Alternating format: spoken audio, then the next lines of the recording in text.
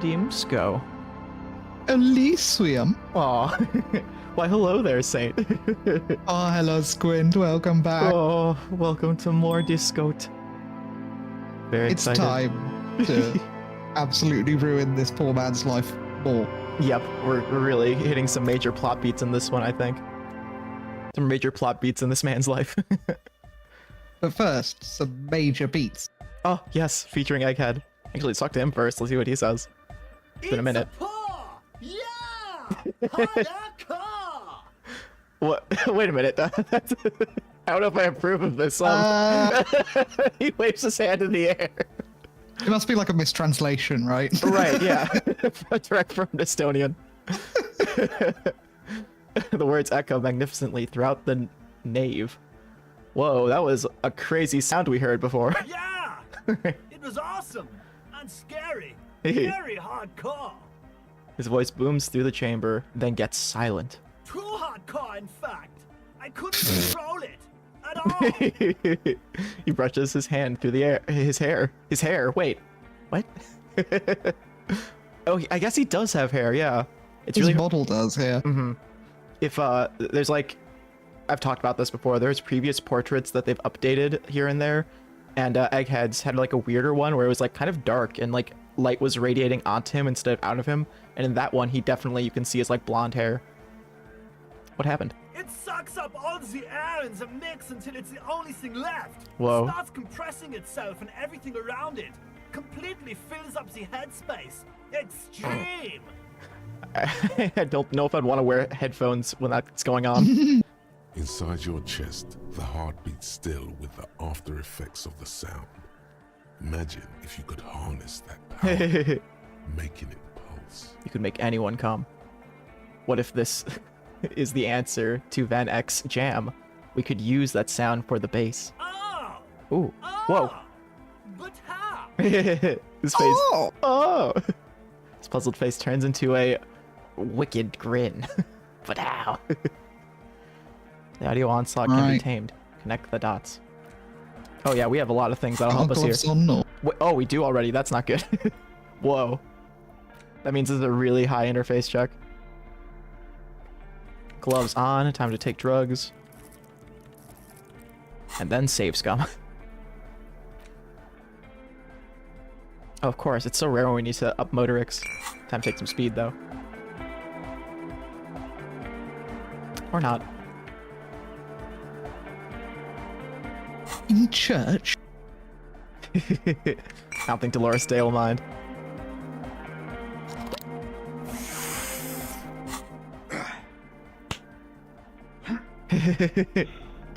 This glitched out like taking items thing. It always makes it so we skip the animation unless I'm in the menu, but I like that animation where he just slaps himself. Really wakes you up. It's a paw! Yeah! Okay, 1 in 4. Hiya, car! Uh-oh. Bzz, bzz, bzz. Let's see what happens. Bzz, bzz, bzz. Goes the track in the background, never ending, but you can't grasp what's missing. But you can try to make something up anyway.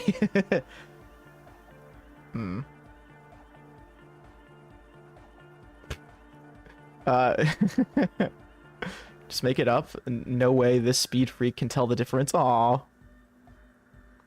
Wherefore one cannot speak, one ought to remain silent. The young man bobs his head to the music, much as before. Damn. Nothing happened there. Just curious. We're close to another point here. We'll probably get another point doing this quest or whatever. Think you want to put another in interfacing or? I mean, at this point, we have to, right? It's only fair. That's what we love. We love getting our grubby little hands on shit. We'll connect those wires. Car! Okay, it's even. If you say so, Disco. That says 42. I wouldn't do a surgery if that was called even, but let's do it. All right. Here's an idea. Say what you said before, the exact same thing. Or wait, say something that's only marginally different. It will yield a drastically different outcome.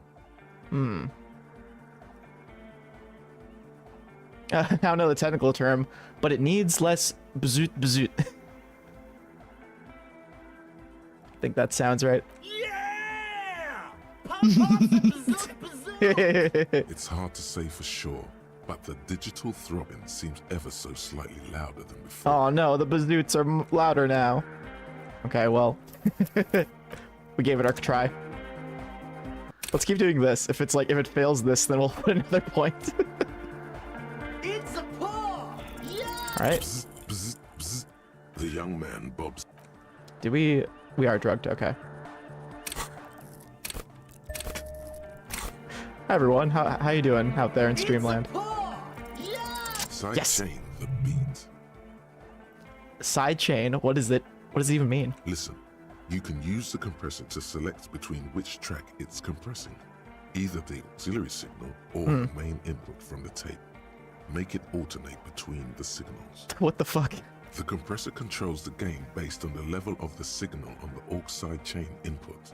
It will allow maintaining a loud sound without peaks that fill up all the headspace. I feel like as a streamer, I should understand what he's saying more. Okay. No, surely not. Why would that matter? Audio to us. You We need. gamers not. Oh yeah, no. Gamers, all they need is a headset and a microphone attached to that, and to breathe deeply into it. You need to start side changing it. Explain the concept to him. Sidechaining it, you said. Side chaining sounds like a technical term in like Smash Bros or something. Got side chain your attacks.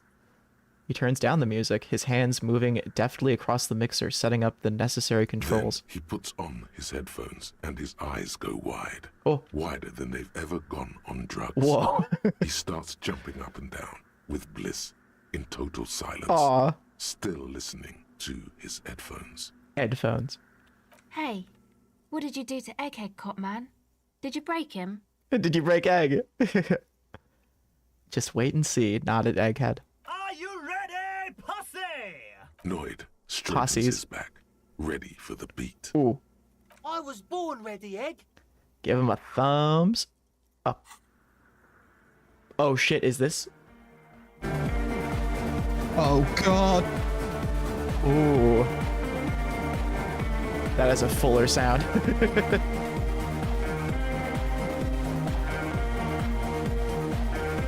Imagine this playing at the club. For real, though.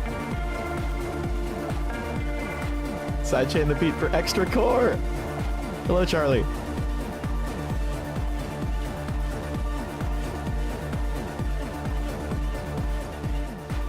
The audio assault is glorious. Oh, The wow. speed freak dances on the stage, intensely waving his hand in the air. Can you believe that? Did you see what just happened?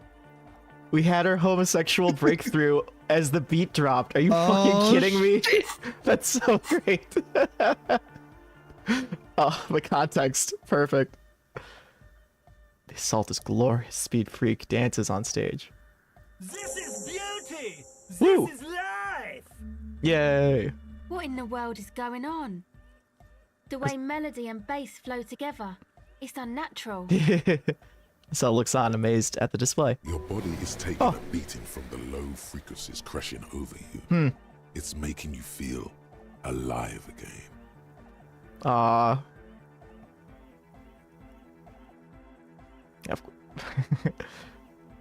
Hardcore aesthetic just needs more pussy. This one is for the Anotic generation. Introducing the ultimate sound. Oh. Okay, well I guess I have to confront what I just said. Hard aesthetic. The hardcore aesthetic needs more bass. Just got more bassy. This is wild. The signs are off the charts. God damn it.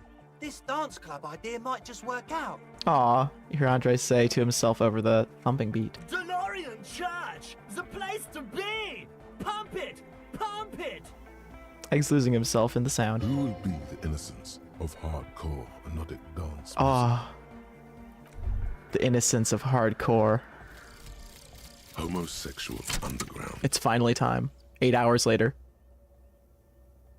Maybe you should stop obsessing about your own and other people's sexuality. Feels like it's about time to do that. You thought about this for 8 hours?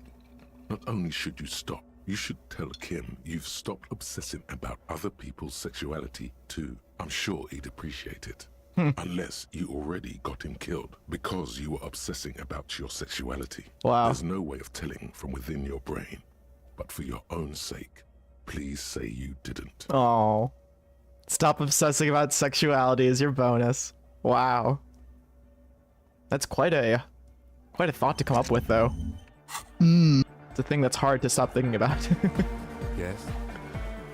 I have big news, Kim. Tell Kim about how you no longer obsess over your sexuality. Okay. I managed to stop obsessing about my sexuality. Great. Imagine all the time you'll have for work now. Matter of fact, we should get back to it right now. Nod. Turns his attention elsewhere. Just one thing, though. What? Are you part of the homosexual underground? Are you, you know... You didn't stop at all, did you? You are just obsessing about other people's sexuality. Yeah, but... But am I? I'll spare you another 20-hour mind project. Yes, I am. Now let's get back to work. Pog. We have canonically confirmed Kim is gay, even though we did it in a horrible way. Yes? That's how we do it. That's the only way to do it. At least for this, sorry cop. It's a paw! Sorry cop just went for that without consulting. Should we go for this? You know the answers, yes. Anything that confirms Kim's homosexuality. Welcome back. Damn, I'm just like avoiding talking to him because I think he's the one who progresses the story. The guy down there, Andre or whatever. Yes, what is it? Oh. Motorway south. Form a theory about this. Oh, cool. Let's talk to Andre first, maybe. Yeah, it's all set up, man. Can you already imagine 1,000 people in here? 10,000? Can you believe this is like the first time we've spoken to Andre since we brought them in here? I think that's the case. He waves his hands in an unbelievably lame, non-hardcore manner. What the fuck? Ecstatic vibrations, totally transcendent. And I've finished setting up the new compressor too. Looks at the imposing black box in the corner that's churning out the Now sound. the only thing left to do is the name of the club. Oh. Will you do the honors, detective?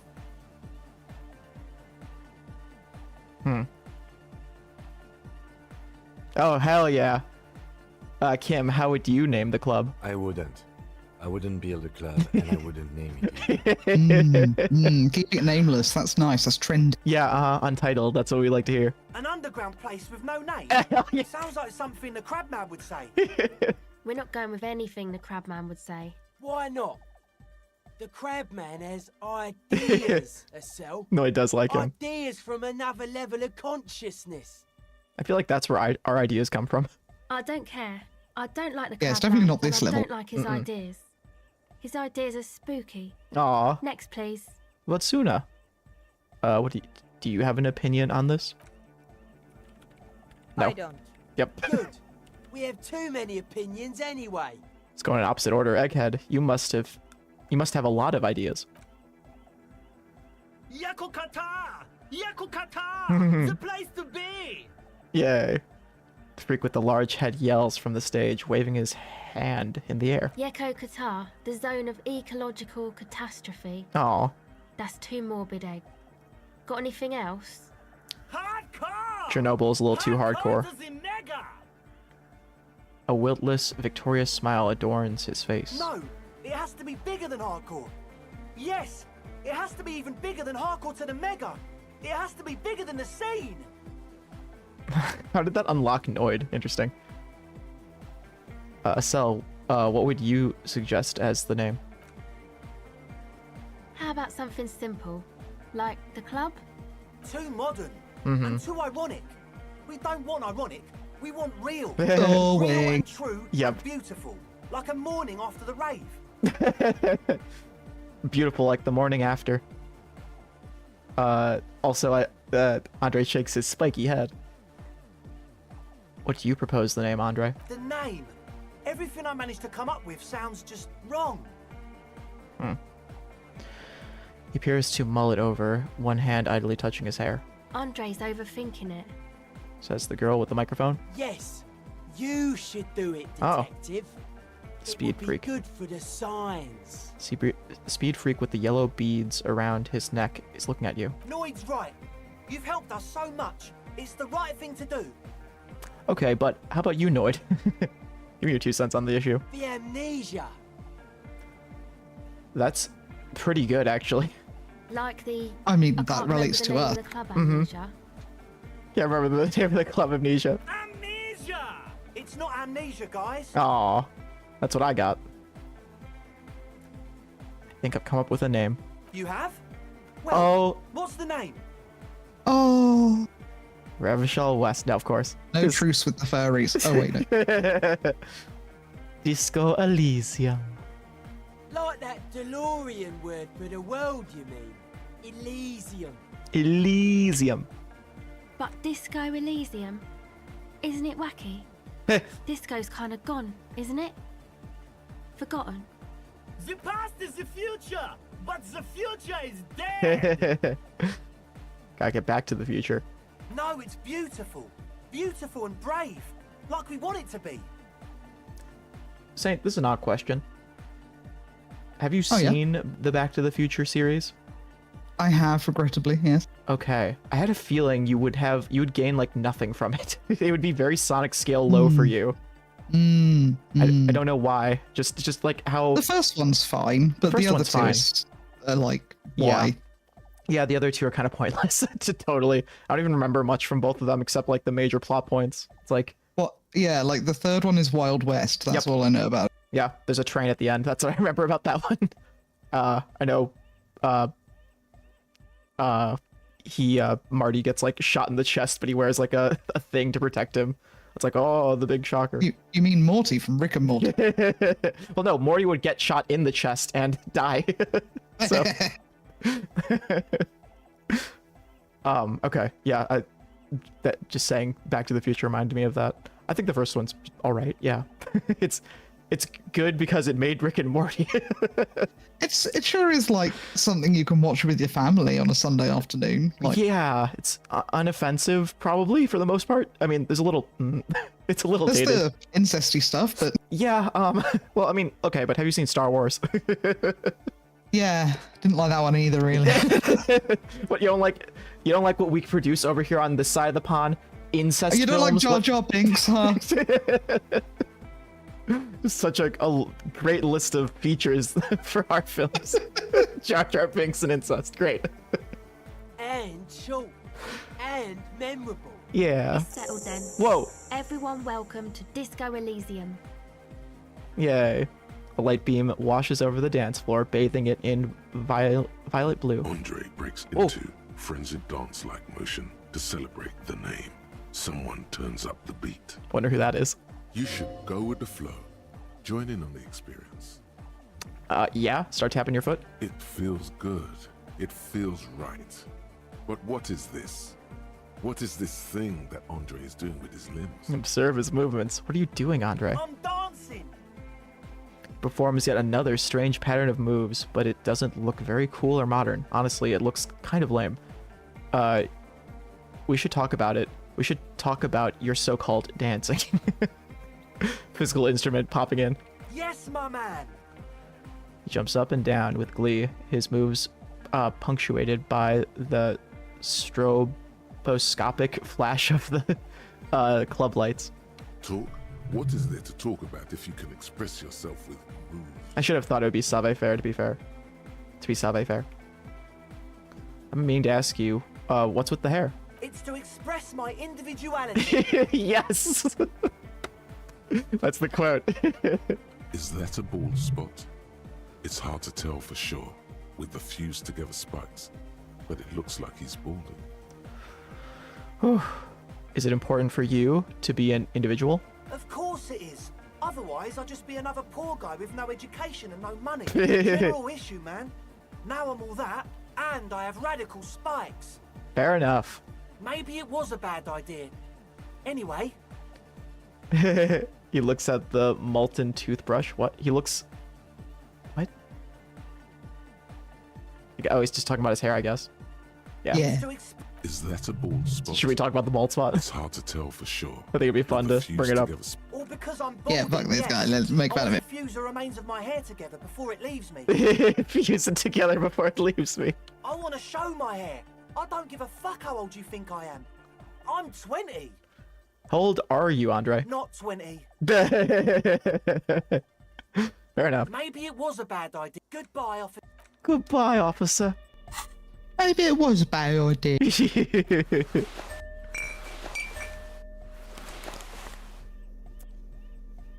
I think I want maybe talk to Suna first before talking to him.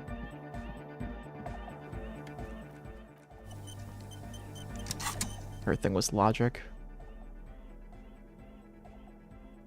Her thing was logic and facts, and how they defeat. Oh. They mean something, I guess. I don't know. Yeah. So-called logic and facts. A lot of stuff that minuses logic, which I feel like I could have guessed that. Why is this the logic shirt? Shirt. You look like a college professor. Aw, it's true. Do I have the... Oh, they didn't sew on the patches, or iron on the patches. Well, you haven't been in class long enough to wear out the elbows. True. God damn, we have a lot of logic, actually. +5? What? I think that's one of our best. Okay, pantsless logic, here we go. Yes, what is it? Ooh. You don't have to. Yes. You already have. A long time ago. Wait, how? These thoughts formed in you somewhere, in a long forgotten discussion, behind the kitchen table, in the evening light. By the way, the question was form a theory about the 2mm hole in the world, I think. So, in case, because I didn't read that part out. Drinking coffee and smoking, with a friend. Aw. And a woman, she was there too. Her hair smelled of shampoo and she was smoking. Hot. How does this... Oh my god. Suna. It is the origin point of the pail. What? The swallow. It's how it starts. It's a baby pail. But Pale isn't here. We're thousands of kilometers from the edge. She looks up and there's fear in her eyes as she considers the possibility. That comforts her. No, look up. Look up first. We are 20 meters from the very edge. The pail is only an effect, a transition between the world and that. Then what is that? It's nothing. Aw. No, it's less than nothing. No. It's less than nothing, the final rest state for reality. Imagine if all this spreads your hands. Spread your hands. Never was. Then the Pale is... Simply the gradient. Simply curdling milk. But the gradient, it clearly hasn't started yet. We're here, and the Pale is not. One day when it's larger, it will be. I understand. A theory of the Pale where instead of an outer ocean, it metastasizes. Like a cancer or a mold. Erupting in points inside the world. This is one of those places. According to this, how long... She's silent for a second, then opens her mouth. Until it starts swallowing, it's already started, starting with sound. Oh, that's... it starts with, like, senses. And information. Causing data losses in the East Insulindian front. Have you considered why it's Don't mind me. formed in a church? And also when I think or I will. how it might start growing, or I need more if of it that. has other effects in addition to sound and data. An intellectual hunger fills her now, casting fear aside. I also have a question, since we are piling them on. Yeah. How do you know this? I'm not doubting you. It's like the I'm only simply time curious as to how a detective of the RCM... he explains. It's like the first time Kim has ever asked a question. And of course, it's asking you for reference. Like, where is your reference? What are you citing here? Knows how to think this.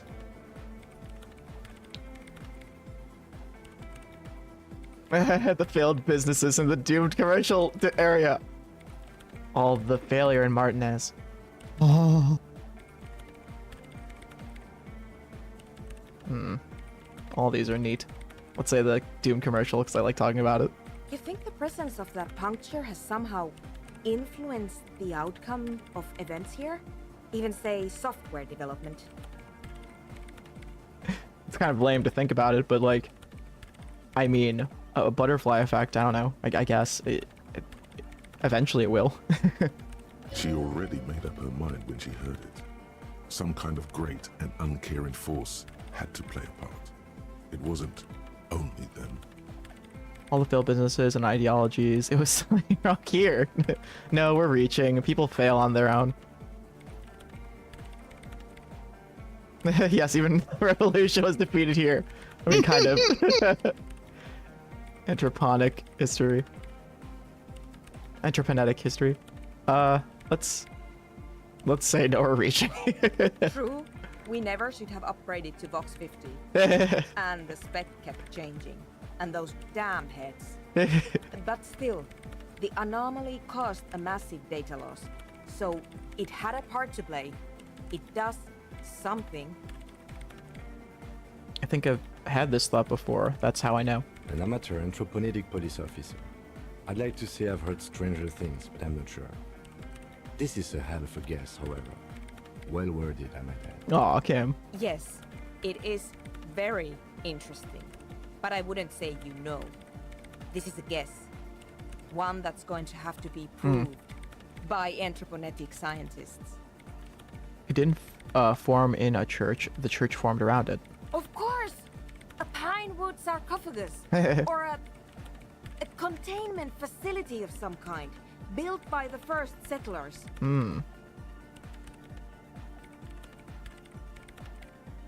Or maybe it's just a coincidence.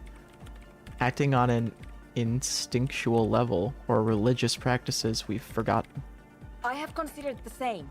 The bad news is there were 7 pinewood churches built in the first decade of provincial settlement. Most of them were burnt down during the revolution or repurposed before, during the suzerain.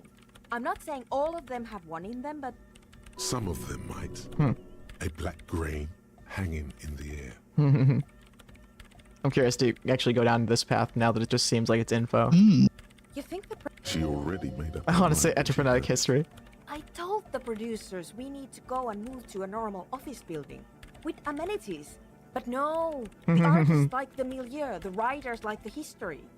I told them.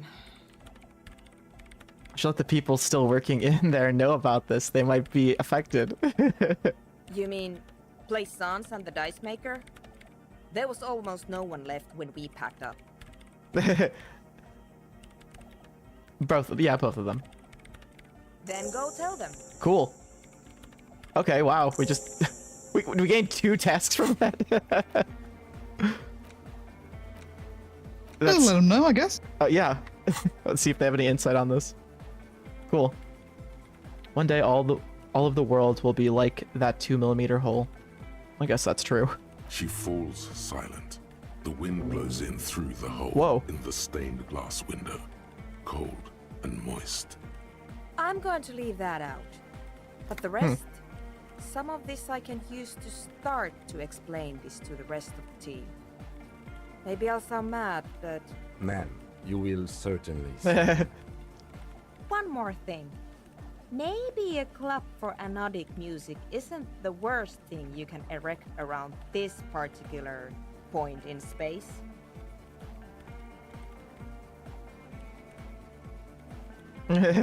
Sure, I like this one. The club is the only thing keeping this place and the rest of reality together. I wouldn't go so far. Damn as to- straight. No, it is. It is soon. Hypnotic music. Yeah! Once the light is on in the universe, it will never go out. Thank you, Egghead. Aw. Let's leave it at that, shall we? We have an anthroponetic detection to perform in this district. Damn, Kim.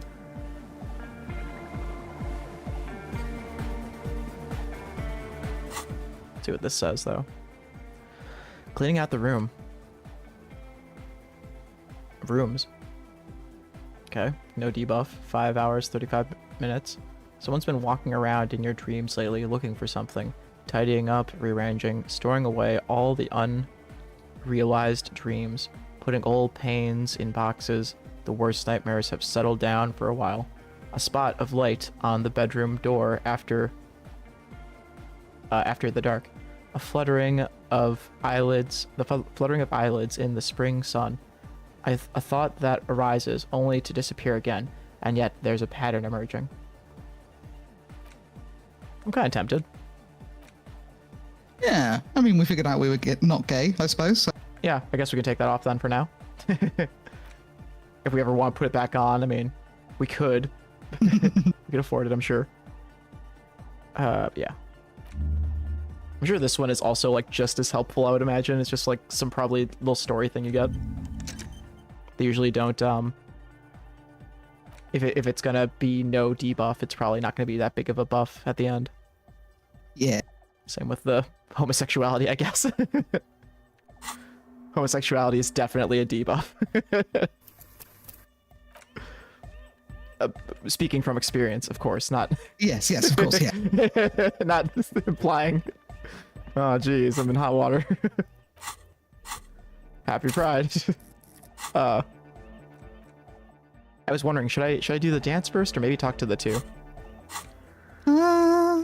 Talk to the two, then end off on the dance with these guys. I think that's good. Oh, wait, no, it might be too late to talk to Plaisance, actually. Oh, wait, is this AM or PM? I can't tell anymore. Is I am. Okay. Is Zam.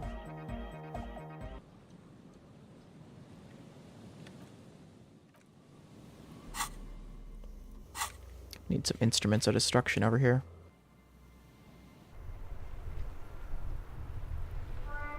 Hell yeah.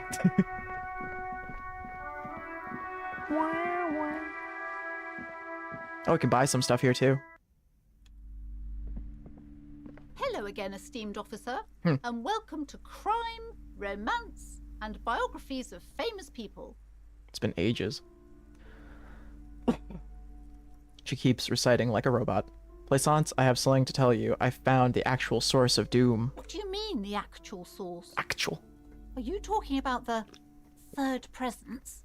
She clutches her pendant anxiously. She remembers. Good.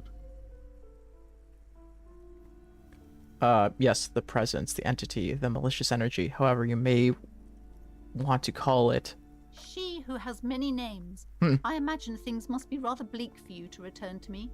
Tell me, what have you found? My investigation has led me to discover a 2mm entropinetic hole in reality. That's the source of doom, both in the commercial area and in Martinez. A what? A tiny hole in reality. It may be connected with Pale, the origin point of sorts. An origin point of sorts. It would explain why historically so many things have ended up in failure here in Martinez. Ma'am, what he's saying is true. We found an anthroponetic anomaly in the small Pinewood church down the coast. I don't mean to be an alarmist, and more research is needed, but it's not looking good.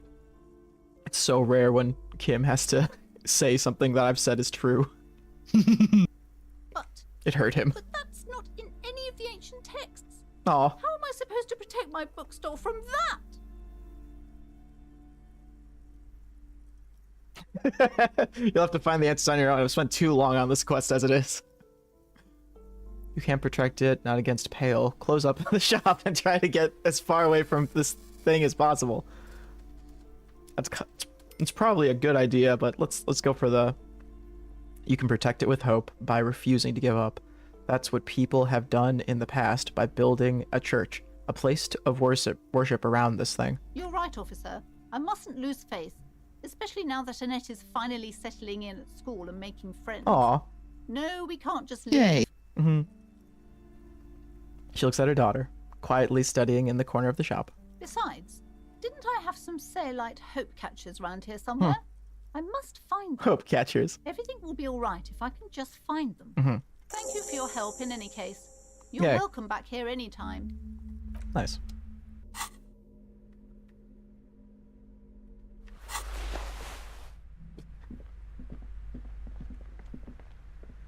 Hi, Ace Detective. Okay, nothing more. Let's see. We have a few bucks. A small mountain of colorful board Can't buy game it. boxes. There are numerous types of games for all ages. A lot of shelf space seems to be. Suzerainty. The display rack is brimming with worn paperbacks featuring an extremely muscular, sword-wielding barbarian on the cover. Nearly Okay. all Got some options here.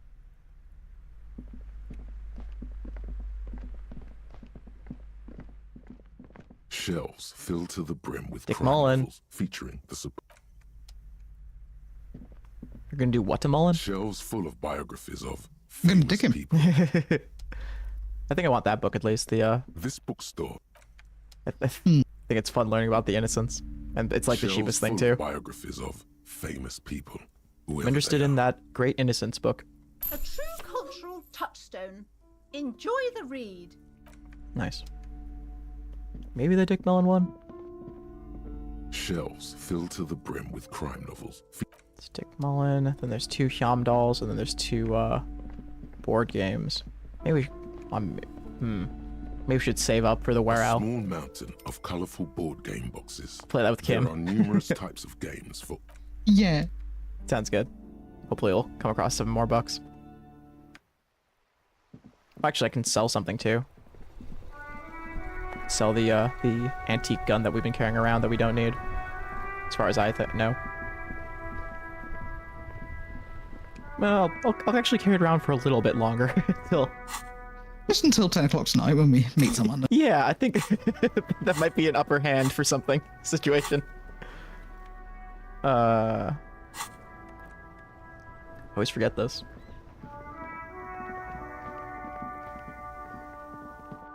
Also, I forgot about the dice maker. The thing I was forgetting was how to open up the map. I don't need that right now. Hello, Ice Bear. Nope. I actually, wait, can I... I can't walk around in here because it's too dark. Can't see shit. Cannot. Ooh, Innocence book.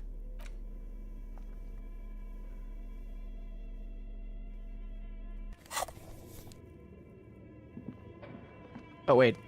No. Do we? I actually want to try something. Tiles on the cube are still smoldering. Cast it like a smooth draw. Nothing happens. The speaker comes. Good. Please repeat. Is good. Please repeat the part. No, we don't have it. Don't Wow. Portraits and thank you. Tiles on the cube. The filaments. We could sell the filament for like $50.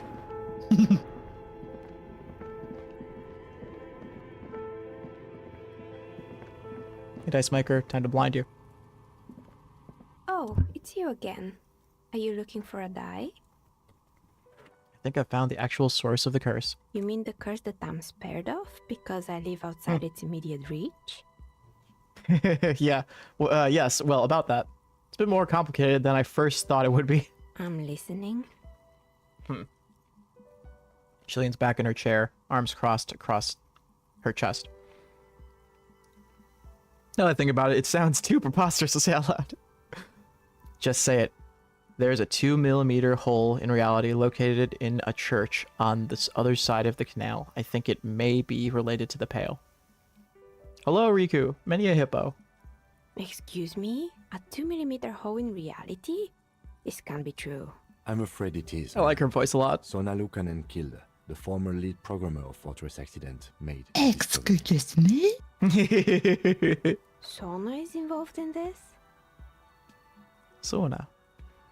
She appears to take this in while the chatter from her headphones continues unabated. So it's even worse than I thought. It's not just the commercial area that's cursed, it's the entire world.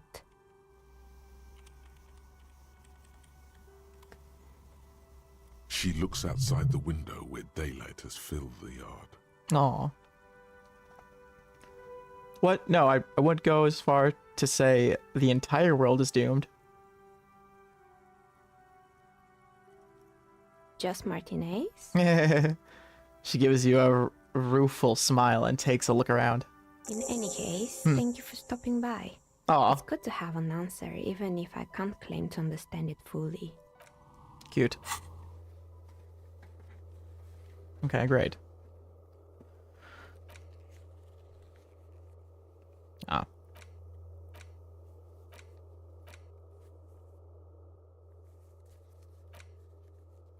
Damn.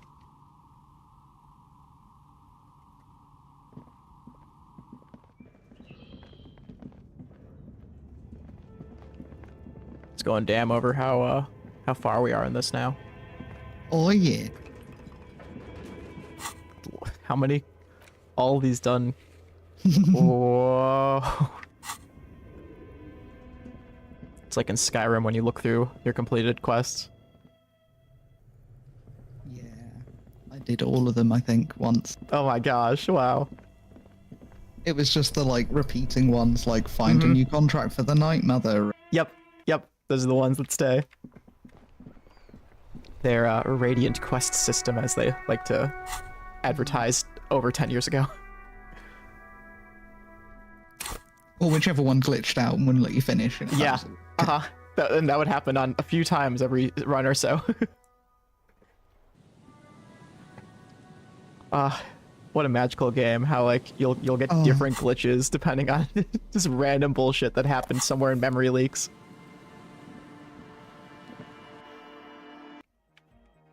They should make a sci-fi game with the same engine. Yeah, right?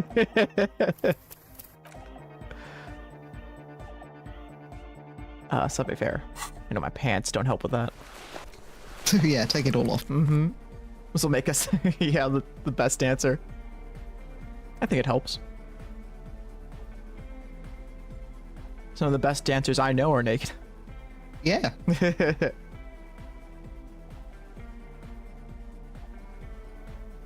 Sabi.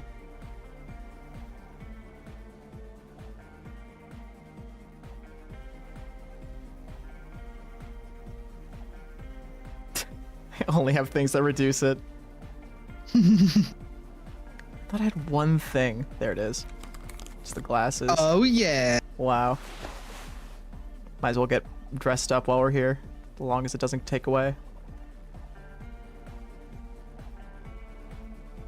Fine.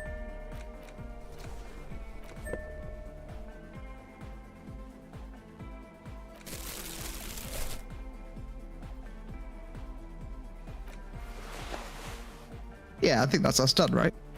Yep. Oh my god. Well, maybe. Yeah.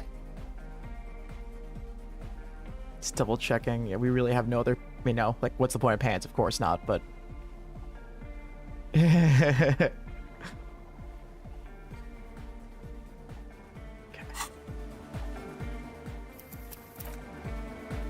Gloves and glasses, the look. Oh, hey, man. It's good to see you. Oh shit. Aesthetic of hypnotic music. Higher quality audio. Dance fever incoming. Found the melody. Found the beat. No words. Just dance.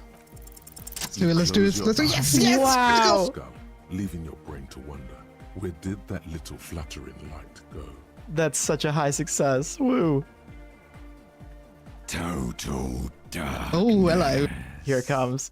You sink down the darkest fathoms of your own personal deep. Oh, the guy that comes up. Vertebrate by vertebrate. I think there's a new voice here. Through the unformed skulls of your mind. This imagery is going to be really funny. I like this imagery a lot. The Yeah. Form Skulls one is so good.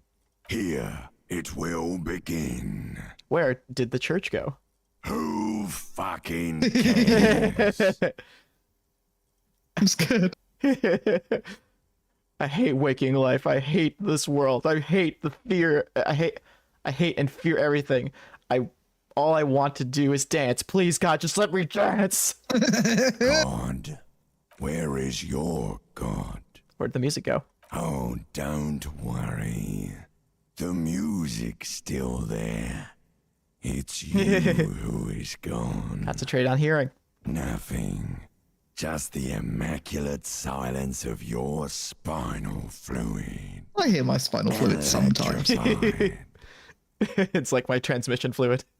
It comes It's to you like a bleeding this thing you get when you're hungry sometimes. Some people get where it sounds like a rain stick in your spine. passing through. Wow, I know that. Then it's gone. Back to El Silencio. El Silencio. Comes to you like a blue whale. You sense it stir the tranquility of the depth of the deep. A single note of bass passes through. Then it's gone. That's fun. This is where the beat plunged. It will resurface soon. Oh, the beat's about to drop. Oh shit. Race for glory. You got this, Ek. What was that about unformed skulls? I'm gonna let you in on a little secret. Every vertebrae in your spine is an unformed skull ready to pop up and replace the old one. Like shark. Fucking Venom. The one you're currently in has a little Eddie. brain formation, waiting for its turn to rule the world. Oh my god, is that true? Oh god. Yes, it's all true. In the spinal cord. What do you want? From what I can see, it's about to bust a move. Yeah! Bust a move.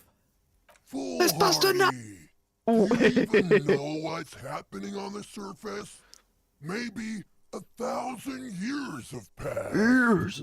Or maybe you started Yeah, spazzing out like 2 seconds ago. With your eyes still closed. Good sensor. The Censoring first thing for you them, yeah. feel Good sensor. all the way back in the pivoting darkness of your own torso is warmth. You have become a triumph of rhythmoplastics. Somewhere in a smelly wooden church on the coast of Revachol. The wounds from the war It said you smelly waged on woman your church for a body second. are healing, twist by twist. Turn Sign me up. by turn. Where's the Hello, smelly woman? are we more?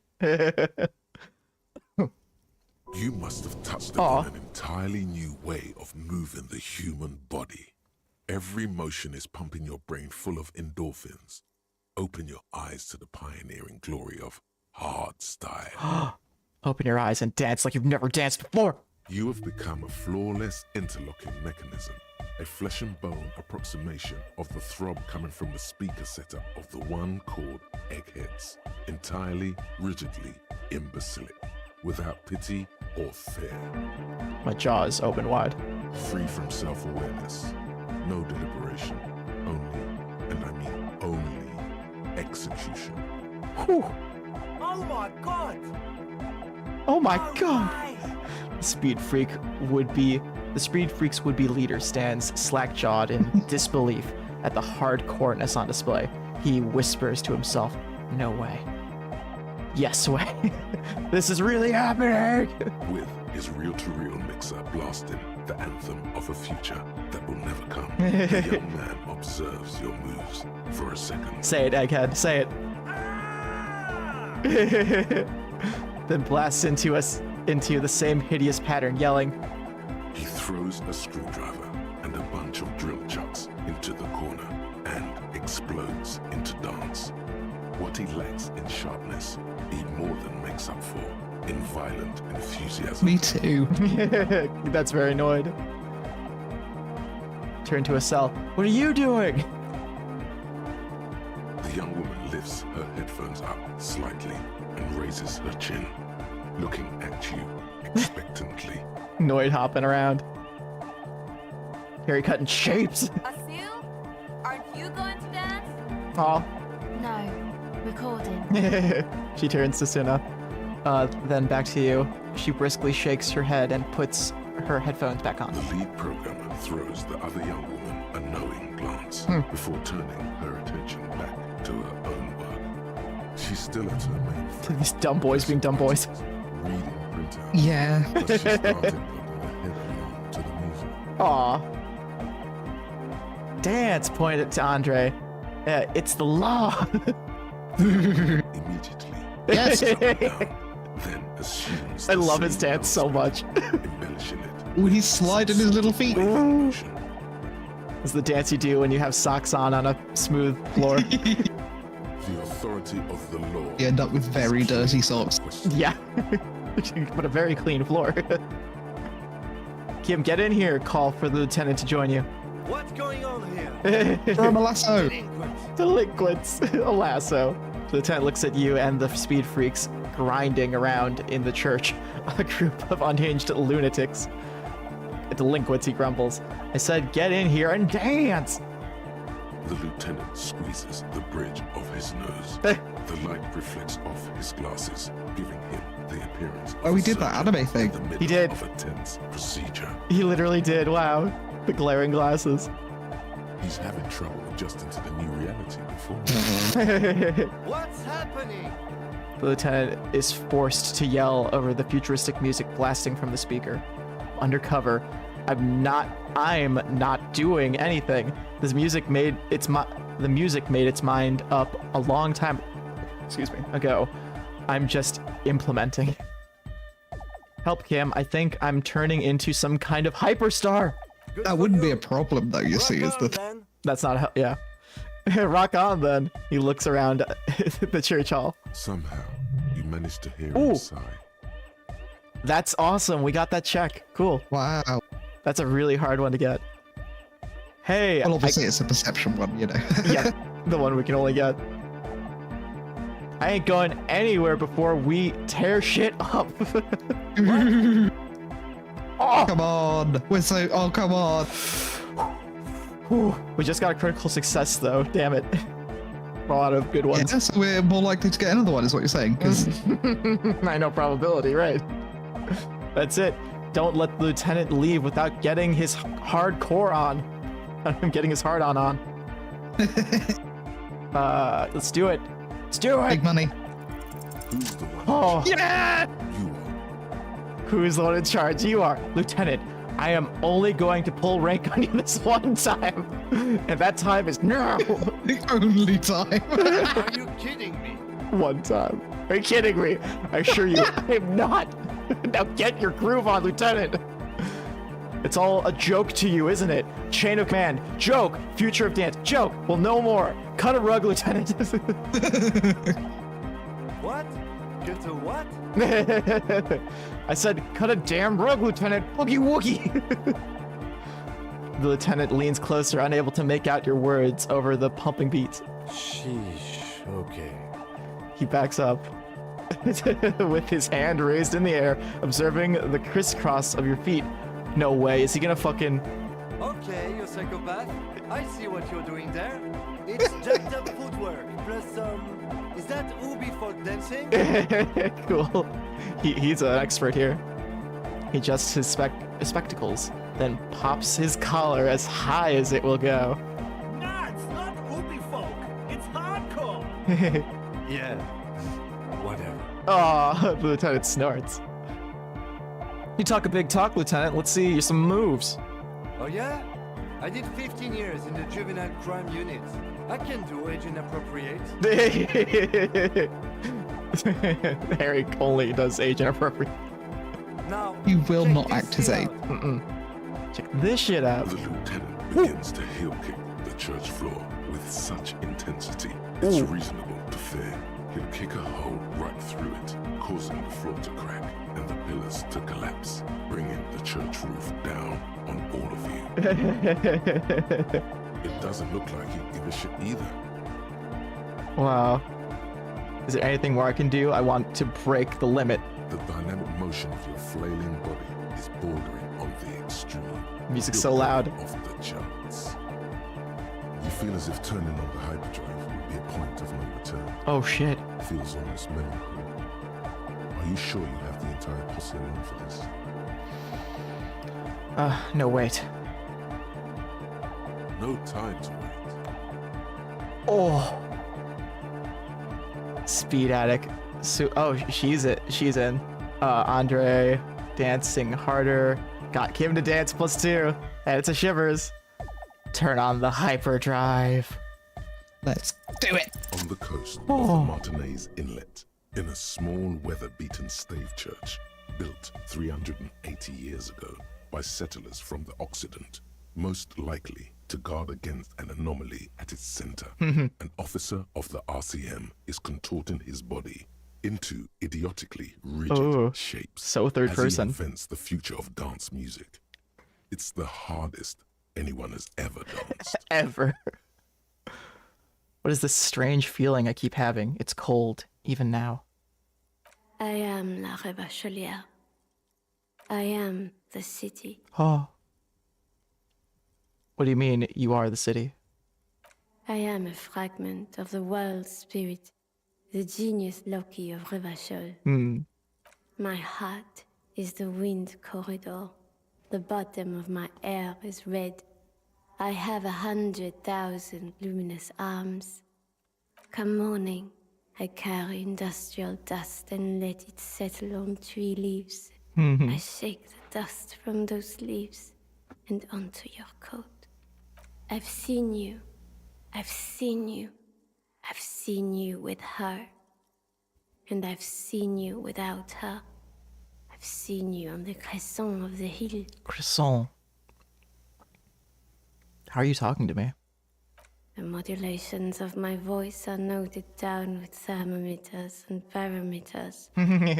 You feel me in your nostrils, on the little hairs on the back of your neck. I also reside in your lungs and vestigial organs. Everywhere there is space. But who am I? What are you talking? Why are you talking to me? You are an officer of the citizens' militia, Jaunt in Rebut. When you wear your coat, you wear my soul. I'm just, you know, so many letters missing from what you just said, you know, in French. Why even have those letters there? You move through my streets freely, in motor carriages and on foot. You have access to the hidden places. You also circulate among those who are hidden. I need you. You can keep me on this earth. Be vigilant. I love you. Oh. An officer of the RCM No. is lying on the floor of a small church with his eyes rolled back and his tongue lolling out. Several others are standing around him. He slowly comes to. Had a good rest there? I spoke to the city of Revachol. Fuck yeah! I bet you did. Those were some advanced moves, man. That's all great, but we should really get going. We spent enough time doing aerobic exercise for today. Get up.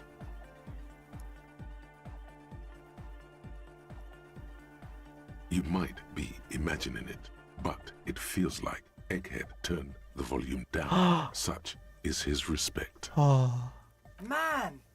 Now, man! Now... The would-be leader shudders with excitement. Now imagine if we could do that, right?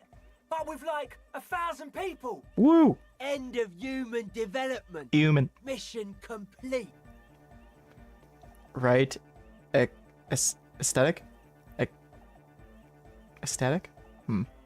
Ecstatic. Ecstatic. Right, ecstatic.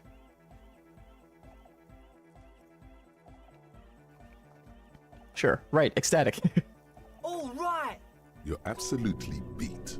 Muscles relaxed and feet like noodles underneath. That's it for now. Bye, officer. Goodbye, officer. Did you hear anything? Nope. This might be done with these guys. Yo, man. Yes, what is it? So early in the day too. Oh wait, Egghead. He's wait, I think this seems glitched to me. I can't talk to him. Oh. That's glitched. Yep, he's stuck over there. What the fuck? Okay, well maybe we'll fix that if we go over here. Yeah, his hand is like definitely should be on the turntable over there. I'm sure he wouldn't have anything to say, but kind of just want to see.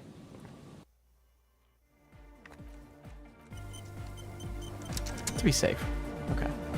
Okay, good. It's a paw. Okay, great. He's doing well, I can tell. Okay. Well, we should do some light reading, I guess. Because I don't think there's much else left. to do right now. Just gotta confront the pigs and get your gun back. All the rest of these things, it's just the pigs and then the sign. Mm-hmm. Did we fully talk to the guy on the boardwalk? Do you remember? Probably, but I'm sure we can leak a few more hours out of him. Yeah. I thought you meant in, like, not in game, in real life. Probably both, yeah. Come on, Harry. I mean, Mr. Raphael. Hello. Isn't this a fine morning? Nope. Okay, well, let's just read Pantsless for a minute. There are other ways to read? Not me, no. I won't catch my ass reading Pantsed. Oh god, wait a minute. Pantsed and Pantsless are somewhat... Oh, hang on. To pants someone. Book, The Greatest Innocence. This dusty tome brings knowledge of the history of innocence. It is written by one... Oh no. João Pablo Salomão Lopez de... JPSL de Fuego. De Fuego. A mask-fastrist. Oh, great. There we go. Who tried to reach a conclusion on which of the innocents is the coolest in the world. We paid for the shit. The Greatest Innocence by João Paulo Salomão Lopez de Fuego. Thank you. The book is large and heavy. Crack open this immense tome. I'm ready to accelerate time by literally 11 hours. Browsing through the various chapters, you try your best to understand the ceaseless overflow. 20 minutes passed. The sprawl of names, dates, places, events historical. Most of it ends up as a twisted mass of facts inside your brain. Oh, come on, I'm sure our encyclopedia can handle it. You can do it. It'll be worth it. There's something here. Oh my god, I'm gonna get physical pain. Your educational survey is done. Did you catch any of that? No. Oh well, it's pop quiz time. Let's see what you've learned. This might take a few minutes. You ready? Sure, why not? That's the spirit. Little do you know, that's what we want. We go. Question 1. Who was the first innocence? Dolores Day. Pain threshold says. Sola? You know, I didn't actually absorb anything from that, what I just read. Incorrect. Aw. Sola was anointed during the previous century and even lived to see the current one. Whoa. She was an urban planner who spoke her mind and largely left history to its own devices, encouraging people to excel on their own rather than prescribing to a deified model of history. She is often called an anti-innocence. I was just gonna say, she sounds like the opposite of what I've learned what an innocence is. Sola resigned after an assassination attempt by a Yugo nationalist who blamed her for not taking the side of the left during the turn of the century revolutions. Innocences don't usually resign. Huh. Care to try again?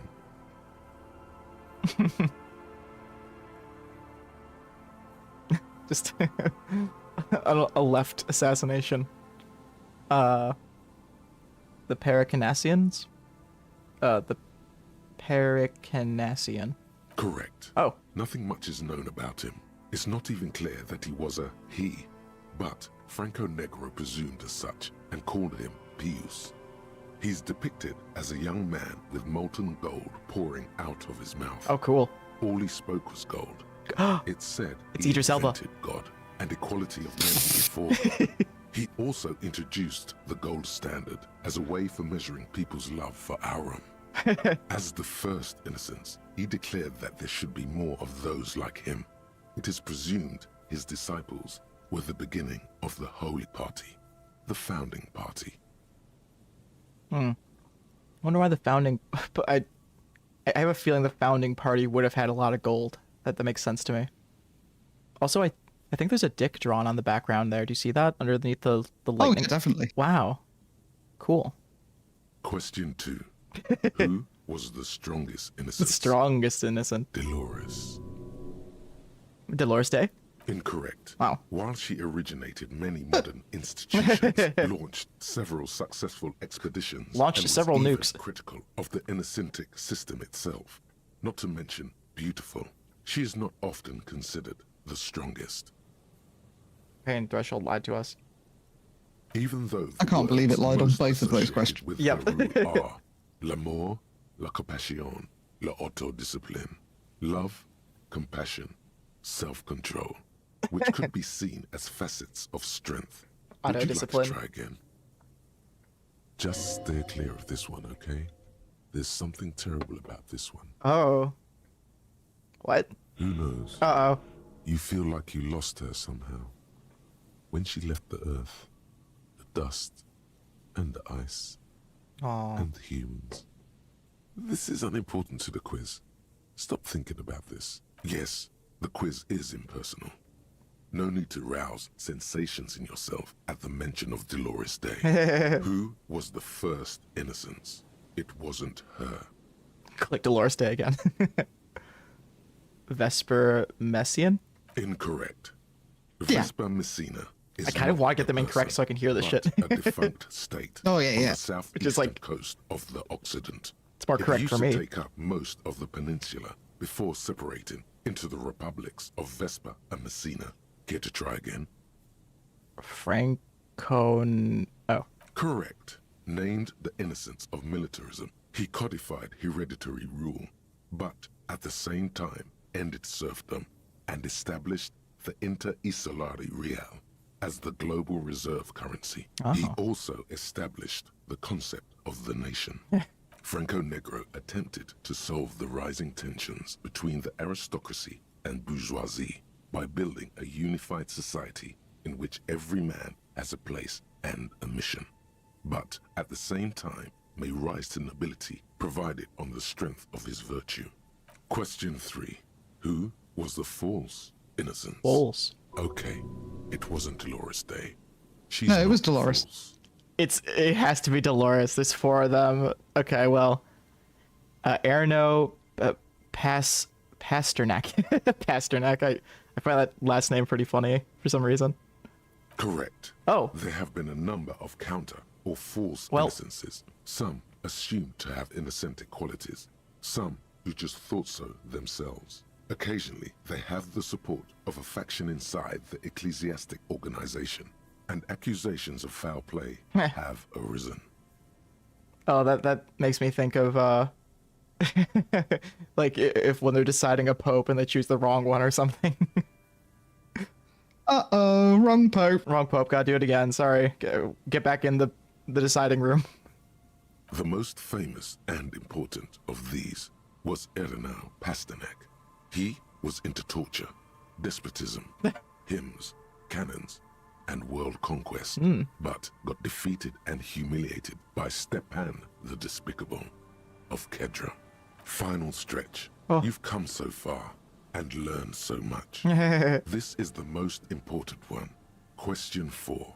Who was the greatest innocence? The most important of them all. The most precious to humankind.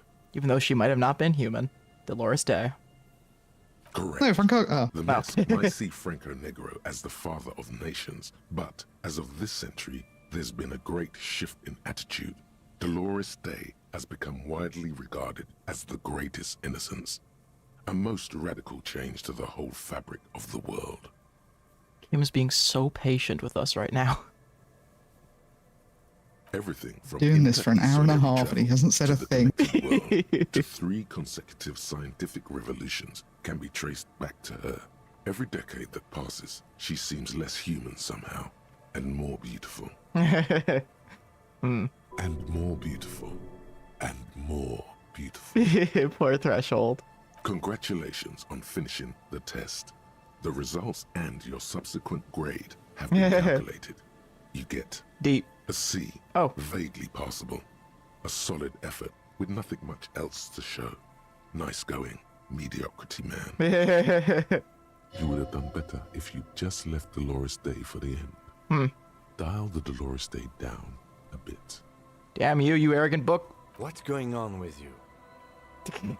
Lieutenant jolted awake by your furious caution, cursing. Wow. He was asleep this whole time. Thinks it's so smart, goddamn. Okay. Lieutenant stares at you, his visage unflickering. You are shouting at an inanimate object, like a real weirdo. No wonder you seem to have trouble with the right answers. Okay, so we're literally gonna pass time by after we're done with this book, so I'm kind of curious to maybe read a little bit more on the stuff that we chose correctly, or incorrect, right? You know, crack open the immense tome. Browsing through, you can do it. Your educational survey is done. Not falling for your trickery again. Probably for the best. It wasn't looking too good for you anyway. Browsing, you can do it. Your it seems Dolores Day. Dolores Day. Who was the first innocence? Incorrect. Dolores Day was the innocence of humanism, internationalism, and the welfare state. They mentioned a lot of human in this book. Democracy, in this game. Created modern institutions. Among these, the moral intern. She was powerful and beautiful on all her icons. Her colors are silver, white, and apricot. And when you think her name, Dolores, stomach acid rises to the back of your throat, and it hurts. Too much Diet Coke. You see a flash silver, a wreath, an airport bag, and blonde hair. Oh. You don't know why. Another choice, perhaps? Stay clear of this one. There's something terrible about this one. Hey, want me to minus my morale again? What? A strange sensation of loss. I forgot. When she left the earth, the dust, and the ice, and the humans. That is unimportant to And the quiz. humans. Stop thinking about this. Yes, the quiz is impersonal. Incorrect. Solar is correct. As the first question 2, who was the strongest innocence? Dolores. Franco. Correct. Franco. Question. Okay. It wasn't Dolores Day. She's not false. Dolores. No. Stop thinking it. I said it wasn't her. She was true. No. Stop thinking it. I said it wasn't her. Stepan the She was Despicable. true. Incorrect. Stepan the Despicable, regent of Kedra, was a ruler who conquered the known world during the Kedriatic conquest, instead of the despotic Eremno Pasternak. Would you try again? Instead of Pasternak. Yeah, I wonder who it could be. Kedra. Incorrect. Kedra is a large nation in the mid-northern area of the Mawindi Isola, north of the Occident, between the Ilmarin mountain range and the Pacentic Mare Interregnum. Care to try again? I almost feel like, just from what they're saying throughout this whole game, you could probably draw the map of this world. Yeah, probably. With just like all the like specifics. Like, okay, so if you add them all, it's like this like a seating equation, or if you're trying to like a little escape room puzzle. Oh yeah, it's like if these two want to sit next to. Correct. The most final stretch. You've come so far and learned so much. Most important. This is the most important. Incorrect. Nope. While Franco Negro built concrete churches and cathedrals, and while many people, especially the Mesk, consider him a father figure, due to his militarism and nationalism, João Paulo Salomão Lopes de Fuego argues differently. Another choice, perhaps? Pasternak. Incorrect. He was a violent bastard, out to torture, maim, and kill whoever stood in his way. He was also a false innocence, disqualifying him from being the greatest, and most important, and most precious to humankind. Would you like to try again? Dolores. Correct. Everything. And more. Congratulations on a D. Not particularly remarkable, but technically a passing grade. Oh. Not that anyone really expected better. Damn. You would have done better if you just left Dolores Day for the end. Dial the Dolores Day down a bit. Fuck you again, you damned condescending prick. Yeah, you stupid fuck. I swear, I'll rip you apart. The lieutenant is tapping his foot, but you can't tell if it's a habitual tic or impatience. It could be both, to be fair. How is it possible that you're messing this up? Are you doing it on purpose? Well, that time, yeah. Browsing through the Do it again. You can do it. Your education. We'll get an A. It's Dolores Day. first. Correct. As the quest Dolores. Strongest, it was Franco? Correct. Yes. Franco, Yeah. question 3. Okay, it wasn't Dolores Day. She's not false. Pasternak. Correct. There have been a number. The most famous final stretch. You've Dolores. correct. Everything and more beautiful. Congratulations. An A. All correct. Oddly so. Oddly so. You really navigated some treacherous waters here. We got 5 experience. Well done. Cute. But endless tries aren't really fair, don't you think? I think so. I mean, that's like a commentary on our... That's totally a joke No, on it's not. save No, shut scumming. up. That's awesome. I love this game. I love their subtle jabs that they put in. They're so sprinkled throughout. There's like one that we totally like assumed was like, you know, poking a jab at like the company that they work for too, when they were talking about like people who didn't care or whatever at the top. It's probably talking about the radio computer company. Snowy. Just double check. Is there any items that I could sell that... Oh, we definitely could sell this. I mean, their quest is gone. Sadly. The Batonka game will not be played anymore.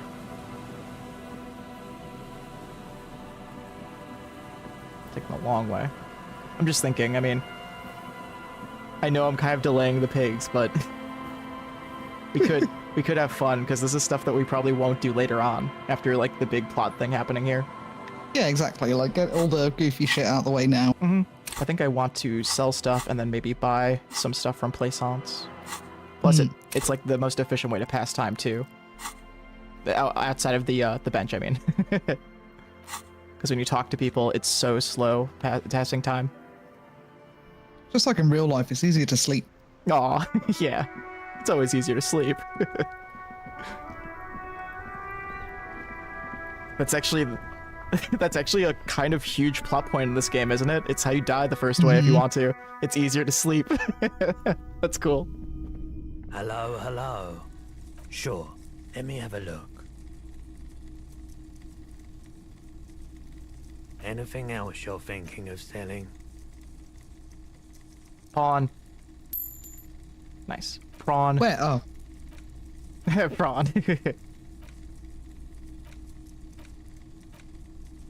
I mean, might as well sell the filament. We don't need it anymore, I don't think, so. Yeah. It's pretty awesome. Nice. That's a ton of cash.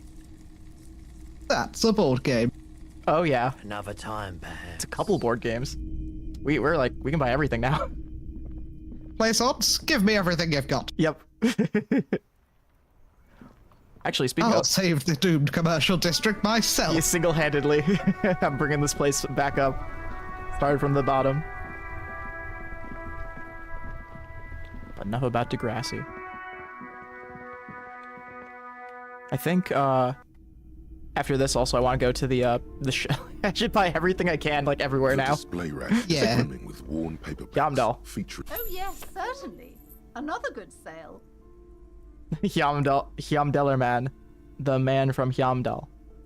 And, man from Hyamdal and the Devil Woman. Oh yeah, give me that stuff. Bestseller for a reason. For a reason.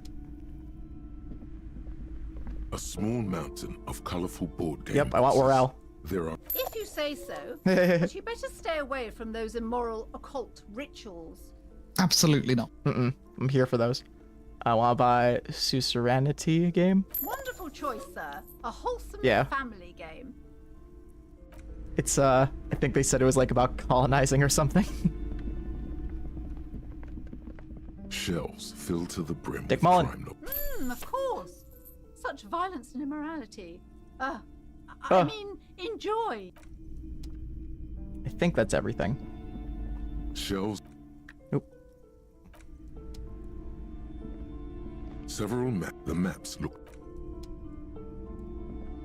This bookstore. Nice. So to play Sans, do you have any comment about me buying out every book you own? No? Okay. Hello again, No. While we're here... Oop.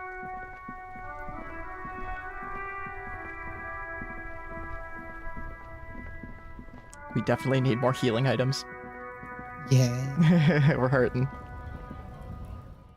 Also, while we're here, if we have enough money, I mean, it would be might be a cute idea to buy the raincoat. Several packaged raincoats. Yeah. Fill Oh, I a could low steal it shelf too. Beneath a display of croissants and juice bottles. The raincoats are a colorful display. Oh, this is the alcohol. I'm obliged to inform you. A small cabinet on the wall is filled with various medicine bottles. Okay, here. Okay, here. I hope Saint Baptiste makes you feel better. I'm gonna buy another one of the morale ones. Okay, here. Makes sense. Yep. We do be hurting our own feelings a lot. Mainly our feelings for a person. I suppose that makes sense considering what we're buffed in. Yeah. Physical, doing pretty well. I think I kind of want to sell this too, almost. But we're fine for now. Oh. Well, oh, damn it. Actually, I forgot. There's the fallen shoes. I want to see what we can do about that. It's the only other item I think that we like. I mean, there's also Kuno. If we ever got close to him, we can buy the pants from him or something. Because we need pants, to be fair. The speakers below are banged up and worthless. The sneakers. Well, we could have bought them, but we bought board games instead, and I think that's what you and I would do in real life. I think so too. I'm down to put one into rhetoric to see if we can get through this check, whatever it is. Yeah, rhetoric's pretty handy. Rhetorical. I think actually rhetoric has a part in the tribunal, like because he's like, you know, really analyzing what they're saying, what's going on in it. Everything's still cool here, officer. Okay, I don't know if I have any rhetoric clothes. Checking The this. shine on these sunglasses lasts a lifetime. It's kind of tempting just to buy it. You keep coming back. Okay.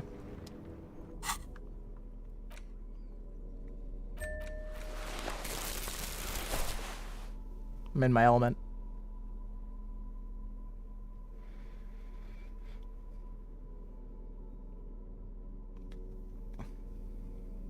I would fuck the world minus rhetoric. Actually, why would it?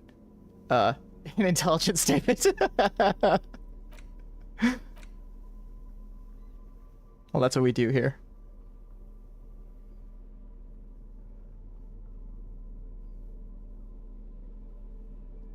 Not a single oh. We do have a rhetorical shirt.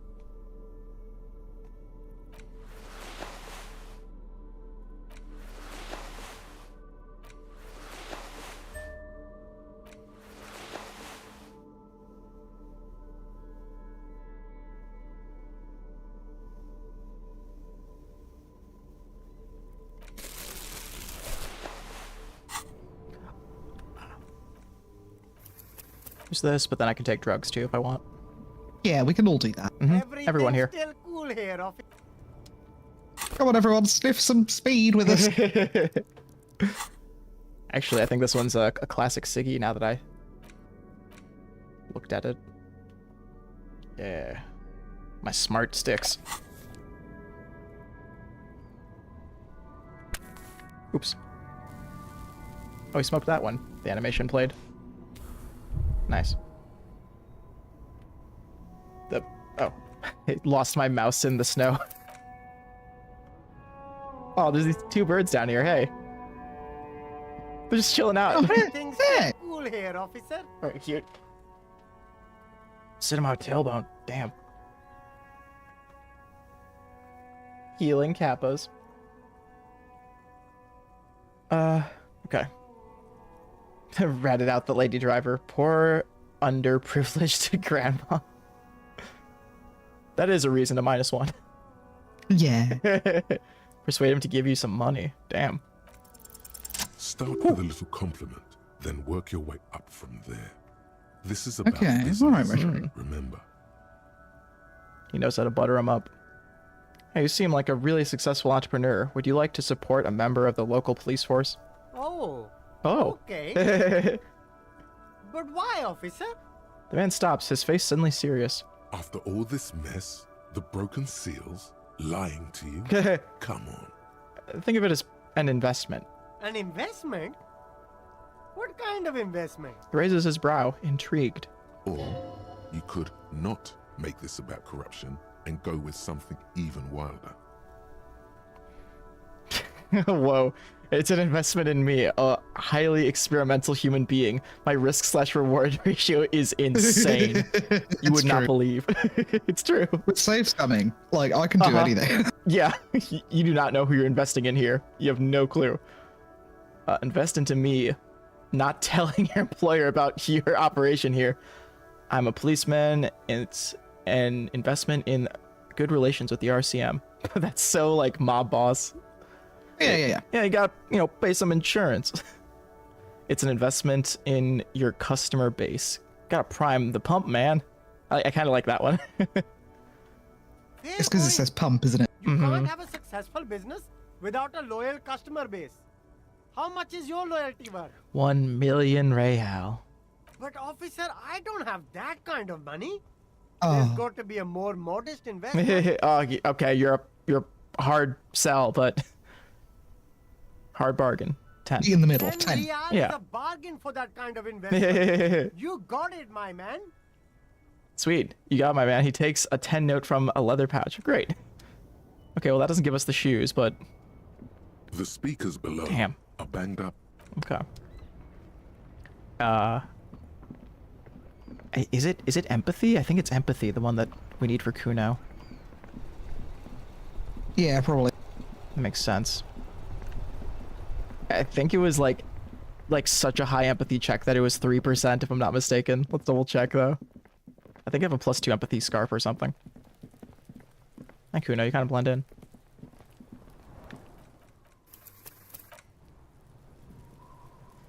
Fuck, does Kuno care? Whew. Kuno doesn't. It's bad. Well, this is bad. Gets naked. In front of 2 children. At least I'm not talking to them naked. There's a big difference. They're looking this way. It's not my fault, officer. Talking to Kim now. Yeah, Lieutenant. Empathy.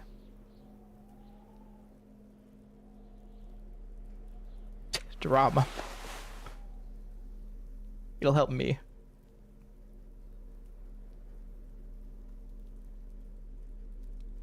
It's pain threshold. Oh, it's this one? No, it's shivers. There we go. I'm pretty sure we had another empathy. Yeah. Looking for purple. Oh. I like the -1 mania of invulnerability. That's a fun reason for -1 empathy on that. Oh, empathy shoes. Yeah, in someone else's shoes. That's also a fun one. That's like my favorite thing in this game. The fact that they give little reasons for each of these buffs.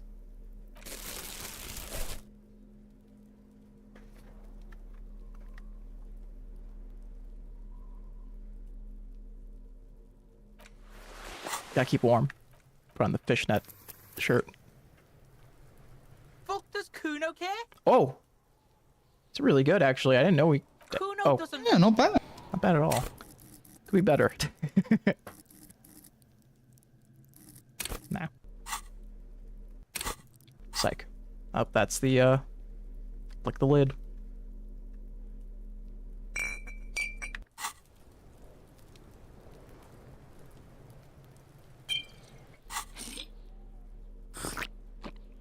It's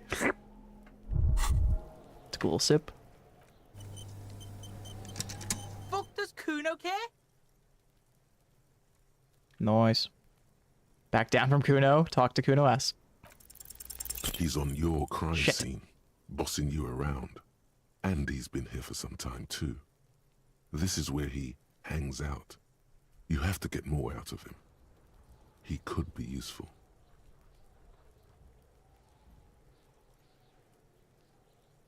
Kuno, you must have seen all kinds of things throwing stones here. Want to help the RCM bust a murderer?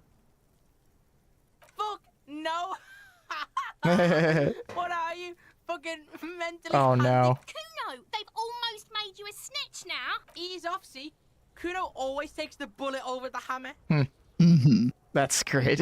He nods, big boy style, incredibly proud of himself. He'd rather die than work with the justice system. Shit. Kuno doesn't... Smart kid.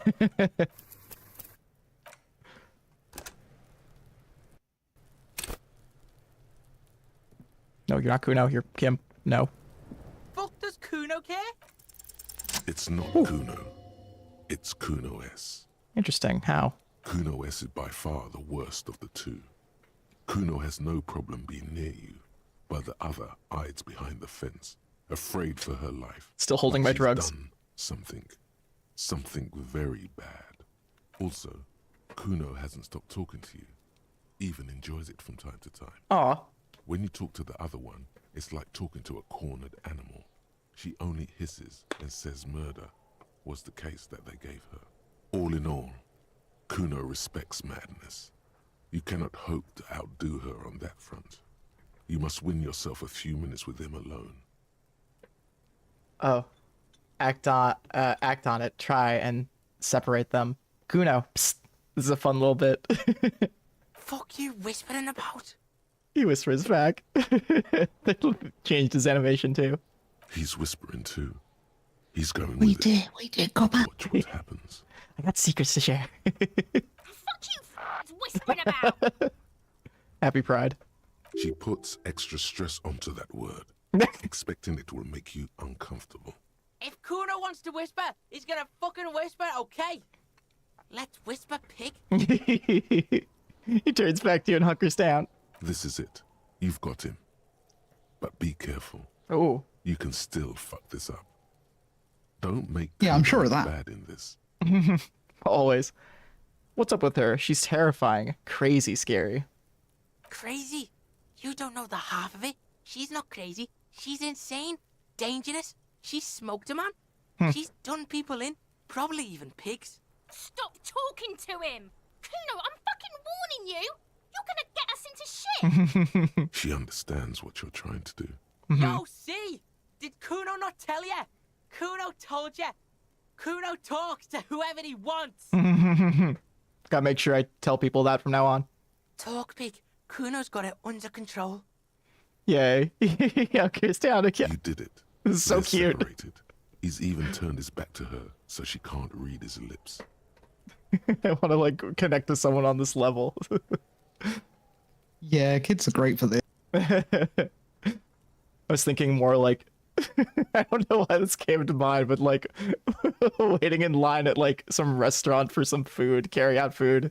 So I'll tap on the guy in front of his shoulder and be like, hey, I got something to tell you. Hey, I got some secrets for you, buddy. Oh, okay, yeah, sure, totally. What's up? What's going on? Yeah, but now imagine you're the stranger whose shoulder is getting tapped on while you're waiting for your food, and there's this dude behind you like, hey, I got a secret for you. Well, I'd be like, oh yeah, what's going on? What, I'm kidding me? I want to hear a secret. It's not every day you get to hear a secret. His secret is he'll share some of his chicken wings with me. Oh yeah. Yeah. What do you mean? She smoked someone. Kuno means she killed someone. That's right. She's a killer. Like, actually a killer. Jesus. Stares intently at you. Stares at you intently. His little green eyes are fixed on yours. He's meant everything he said before. Ooh. But right now, he not only means it, he is sincere.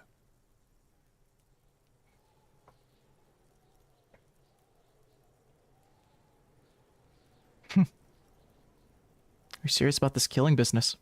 Killing is serious shit. Kuno's always serious about the 488. She's probably killed a pig too. I mean, I'm pretty sure she has. Guessing 488 is like probably cop speech for a murder. Come on, she hasn't killed police officers. I knew you pigs were too naive for this shit. Good thing Kuno's got her under control. Kuno keeps her calm. He feels eyes on his back, on the back of his head. and stops. There's something cold in the air. Ooh. Like water lapping against cold stones, or dripping in a hallway nearby. 3 years ago, there were shoes in the corner. Oh. I've taken those shoes, I think. The creature peers at you both from over the fence. There is something searching in her eyes. Fear. A half-light. You think she has anything to do with the dead man? Kuno wasn't around, and C was with Kuno. Told you this already. Where were you? Look, Kuno's gonna put you at ease. We didn't do it. Okay. He speaks the truth, my liege. My liege. Thanks, drama. You said she's insane. Yeah, she's psycho. None of that kiddie psycho. Cat burning shit. She does the real deal. He leans in even closer. Whoa. Yeah. He watches it sink in. What's the real deal? Snuff radio shit. Uh-oh. Believe me, pig, you don't want to know. Like the private radio stations Noid mentioned? Ooh. Wow. Like, for that context to hit, you have to have not done this before the Noid thing, and that's, like, really unexpected. He doesn't want to think about it. This isn't just another boast. What's that language she uses? Fuck knows. She says it's the song of her people or some shit. What people? Crazy people. The fucking Nakis. I don't know. Some things are too awful to dwell on. The Nakis and Runkaris might be some kind of defense mechanism. She your sis. Fuck no, she's not my sister. She's just a stray who got in. Like a mad dog or some shit. Yeah. Stray? She was just there. Well, she is orange, like Stray. He points at the apartment building behind the fence. What was that, Kuno? Hey. The little one twists her neck looking at the building. She was in the hallway, dripping wet, by the fucking shoe rack, in the dark. Aw. Kuno flinches, then lowers his voice even more. That hallway there, with the janitor's closet, point. Yeah, that's the place. She was just balled up near the closet, psycho style. Why was she dripping wet? Kuno's got no fucking idea. Her hair was all wet. I think she pissed on the floor too. She was there for 3 days, in the corner, every time Kuno went out. You said she got in. How? I don't know. Someone left the door open. Kuno comes home, and she's sleeping under the desk, under the pile of clothes, like a dog. What about your parents? Kuno's dad doesn't give a shit. Doesn't even see her there, or thinks it's fucking Kuno. Shit's all on Kuno. Damn, he points at himself. Kuno S, two of a kind. Why is she called Kuno S then? Because she fucking looks like Kuno. You don't know her name? No one knows her name. Kuno told you, this shit was psycho killer. Tiscase. How are you dealing with... Thank you. The one Talking Heads reference this stream. How are you dealing with all this? How's Kuno dealing? Kuno's dealing just fine. He doesn't need you fucking with any of it. C doesn't either. Kuno's got this shit under control. He spits through the gap in his front teeth. You need back up. I'm here for you.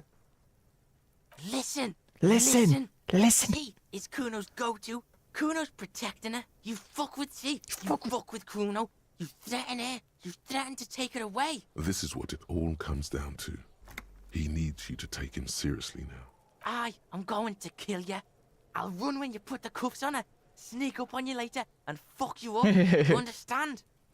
The boy looks you in the eyes, black pupils, trying to focus. He may not be able to do it, but he will try. Right now, he believes he will. I respect that. All right. I can respect that. Now we can do business. Oh, shit. He wipes the sweat off his brow. Business. Yeah? Give me your what do you pants. want? Kuno can hook you up with... He starts, no longer whispering. Oh, don't hook him up with shit, Kuno. See? Relax. He respects the Kuno. Kuno made him respect the Kuno. You respect the Kuno, you get all kinds of shit. Oh, he turns back to you. Remember when you tried to get Kuno to hook you up? We can get on that now. If you run a little errand for the Kuno, me and you, Kuno's gonna hook you up with illegal narcotics. Ooh. That's right. Kuno's a candy store for pigs now. Get ready to be rewarded. Rewarded. He concludes, spreading his hands like a baker presenting a selection of freshly baked pastries.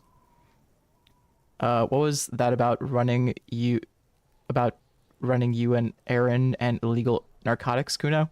Kuno gets it from his dad. Kuno and his dad are major suppliers. That's where Kuno gets his lightning on. Uh-oh. His eyes bulge, the veins reach out like tree branches. Problem is, Kuno and his dad had a little falling out. Now junkies clawing at Kuno's door. Streets going mad. Kuno's got to throw his dirty popo man at it. Nod. Okay. Dirty popo man is you. In there is Kuno's violent dad on steroids. Kuno's dad does steroids and speed. If you can take him, you can have half of the speed. Ooh. Who's your daddy, Kuno? Kuno's dad is a fucking monster. He's the most violent man in Revachol. He doesn't give a shit about a single thing. He drinks too. Ooh. Are you sure you can take on the most violent man in Revachol? Come on, endurance. One under endurance in your condition. How much material are we talking here? Like half. Half of what? A baggie, but like in this vial. Okay.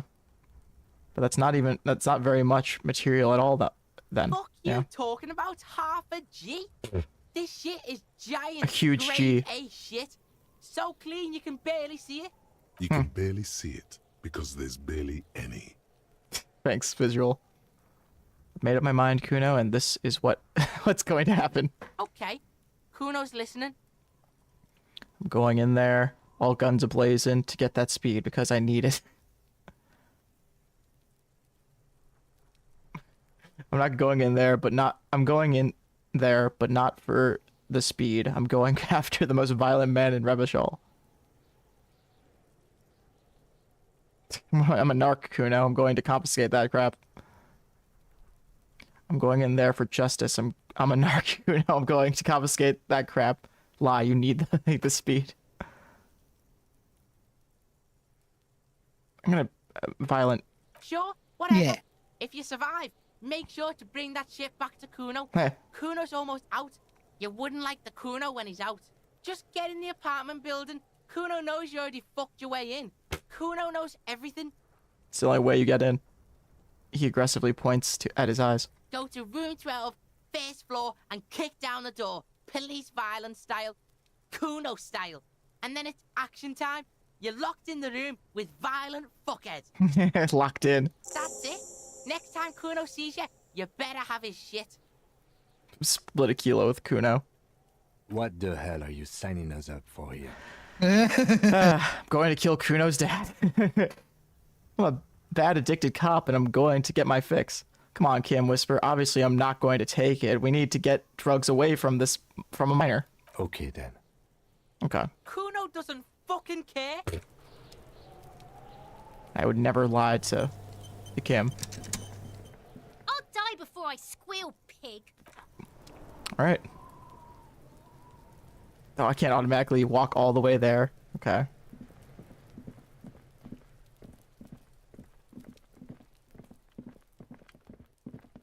I'm doing it. It's been however many hours of gameplay, but I'm doing it. I'm using Waz to control him. Holding down Shift and Waz.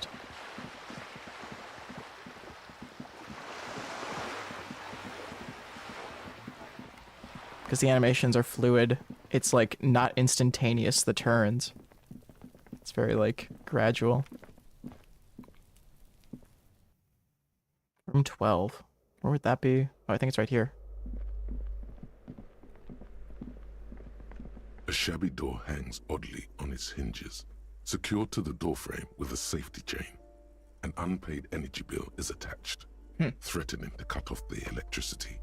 It's addressed to Mr. Uno Dorota. The Uno. Your heartbeat. Kuno Uno. Palms go sweaty. The siren Wow. of amphetamine is singing you her song. Aw, Charlie, that's a heart so cute. Or no, I thought it was the Charlie because there's the hippos. Dripples, hello. Very cute hippo. Nice to see you. Caps locks for run on. Okay, good. Oh, Raphael, of course. You chase as the cursor. Yeah, like a little mouse, like cat and a mouse. Cutters on the chain. Hell yeah. Use the sword on the chain. A shabby door hangs oddly on its hinges. Secured Looks to like the we found door frame Kuno's with a dad's, safety chain. where Kuno's dad An lives. unpaid energy bill is attached. Wait, points the bill on the door. And the place comes with 3 months' worth of utility bills. Knock lightly. No response. The apartment numbers have fallen off the door, leaving the panel with a sticky 1 shaped shadow and a marker drawn 2. Good thing you already have the chain cutters in your hand. Nothing left to do now but snip, snip. Snip, snip. Snip. The cutter goes through them like dead leaves. The links fall to the ground on the other side of the door. Don't let the quiet fool you. The beast is in there somewhere, ready to rip you to shreds with a broken bottle. Scary. I know there's no stopping you, but let's at least make this quick. The lieutenant looks worried. We'll have a sword and chain cutters. Oh. Money. Stealing, yay! Woo! A phone book lies open on the table, covering a stack of utility bills. Right next to it, in plain sight, sits a small bottle of amphetamine, conveniently equipped with a straw. Nice. I'll read this bubble. Yep. Kuno is the name of the unfinished homework. Oh, Kuno's name is on the unfinished homework. It's from 2 years ago. Oh, that's sad. Glossy erotica covers the walls wrinkled from moisture. Nothing like some moist erotica. A phone book lies open. Lieutenant, I've located covering psychoactive substances on this table. Right next. Good. Confiscated. The minuscule amount of amphetamine doesn't interest the lieutenant in the Aw. slightest. He listens instead to something in the other room. Oh, take the speed from the table. You pocket the bottle as if it were the most natural thing in the world. Don't wait. Celebrate. Blast that shit right here. Take inventory of it once this boring table shit is done. Blast it before you face the beast. Deruita. You're going to need the encouragement. Well, if he says so.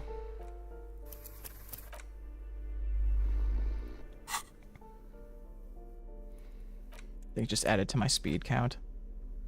Don't think it's a separate item now.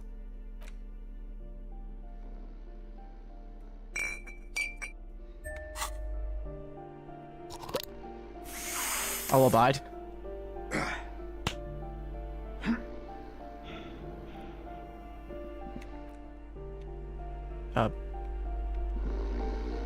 Snoozing. There stinks with something sour. Sleeping and farting. Compose your pants. Nice. Sleeping and farting. I love horses. Regular black jeans, +1 composure. A normal day for a normal guy. And look at this normal guy. Thank God for black jeans. Everyone looks good in black jeans. Combine it with your favorite book t-shirt and yellow plastic bag to channel their layback trash bin. Raccoon meets the cool professor vibes. Ah! Whoa. Or do whatever you want. It's just a pair of black jeans after all. Very nice. They know. They knew. They know what I am. Wow, this man. T-shirt. What else? Plastic bag. Hell yeah. Oh. Hell yes. This is great. This is a man. Confirmed. Confirmed Redditor. New type of man unlocked.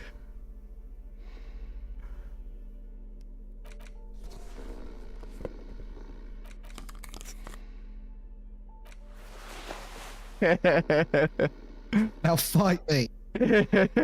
Scrub. A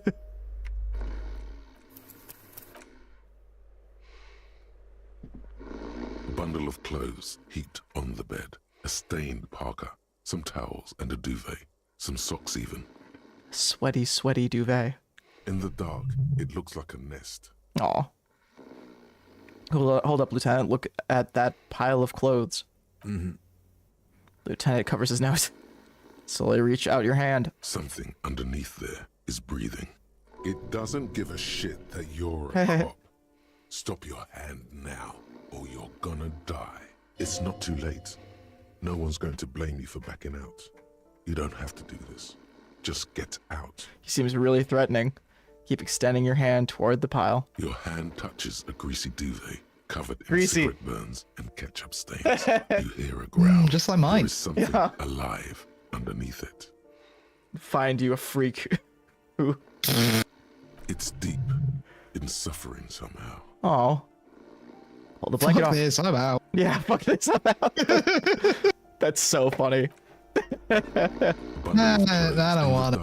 It looks like a net. Redo the whole thing. It's deep. You see a 60-year-old fat red-headed man Aw. passed out from large amounts of alcohol and God knows what else. The smell of shit rises from his mouth. His mouth? Uh-oh. What's he been up to? You don't have to take him down. He's already down. Oh, down bad. Damn, is this thing even alive? I'm afraid it is. Oh. Look, it moves. He points a fleshy lump sticking out of the other end of the blanket. The limb seems to be twitching from time to time. And look, the other foot is camouflaged by a striped sock bearing the name Maxtor on the sole. 3 toes are poking out of the hole. A groan rises from the man's throat. Whoa. Dry like a death rattle. He's trying to say something in his sleep. Definitely. Perception. That's what we're here for. Figure out what he's trying to say. The man groans once again, but his tongue keeps failing him. It's impossible to make out the syllables. A hand emerges from the blankets, trying to gesticulate something. And then it dawns upon you, clear and surreal. Pigs, he says. Nope. But we're not meeting pigs till later. Pigs. It's true. That's right. Fuck you, die. What'd you just say? You're awake. He's awake. Fuck you, die. It's pretty funny. His hand falls back on the bed, limp and defeated. A loud snore escapes his mouth. He's asleep again. At least he got to say his piece. Is this Kuno's father we're seeing?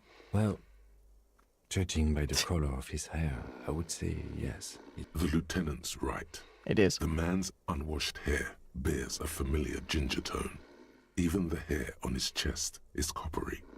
The light from the window falls into his half-open eyes. There's still plenty to be scared of here.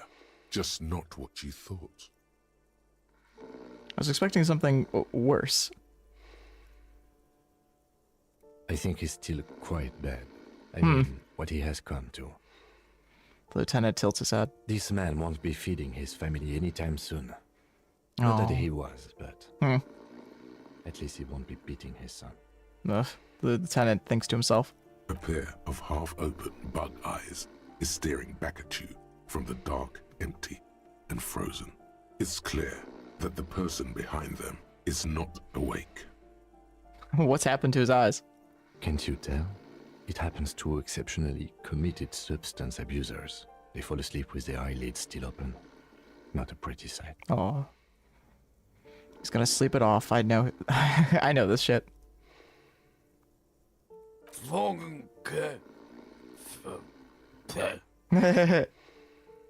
Suddenly, the man starts growling. 3 words manage to escape his mouth, along with a strong stench of alcohol. Look, he's trying to communicate. Maybe we should help him somehow. What is there to do? We could turn him on his side so he doesn't choke on his own vomit, but he's already on his side. Excellent form. We could take him to Remedy or Saint Baptiste, but he doesn't have money for medical services. The almshouse would turn him down. They don't do charity for people who are trying to kill themselves. Besides, he'll be dead in a few. Lieutenant stops. That's like the NHS and mental health. It's great. Oh no.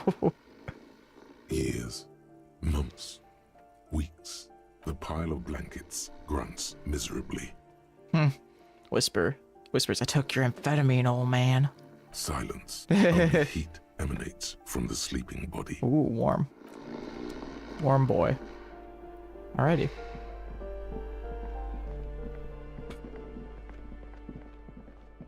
So a communist check here we passed. That isn't just a 5-pointed star. It's an inverted white pentagram cradled in a wreath of antlers. Uh-oh. For iconography of communism. This is what I get for having Encyclopedia at 3. Damn it. Look out, Kim. The communists are around here. I'll keep my armistice handy, detective. He doesn't actually reach for his gun. Inspect the symbol. The Closer. star and antlers was developed in the 6th decade of the last century and quickly adopted by Mezov and the communards during the revolution.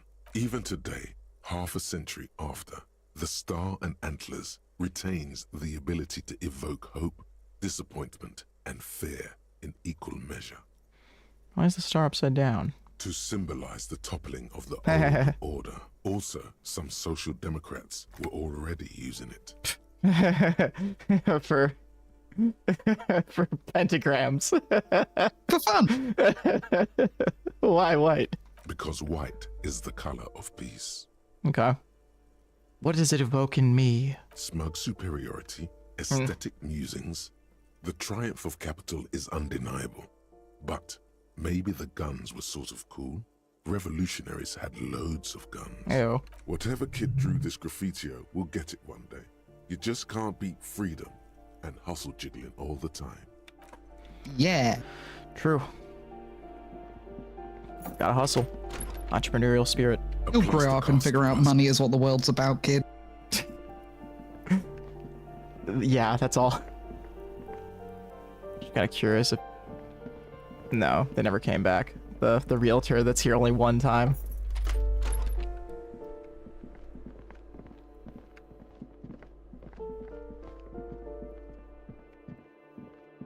Okay. I just have to... Oh. Gotta talk to, Kuno again. I think... I mean, I'm kind of assuming we'll head out, where things are gonna go within the next hour, but I feel like we'll probably maybe end it on the pigs or maybe reading the sign, depending on, you know, what happens. Yeah, either or. Might get to the pigs first before the sign, but we'll see. But then the next one, we know something big's gonna happen. Also, between all that time, I might, like, I'm kind of interested in filling the time with books, so...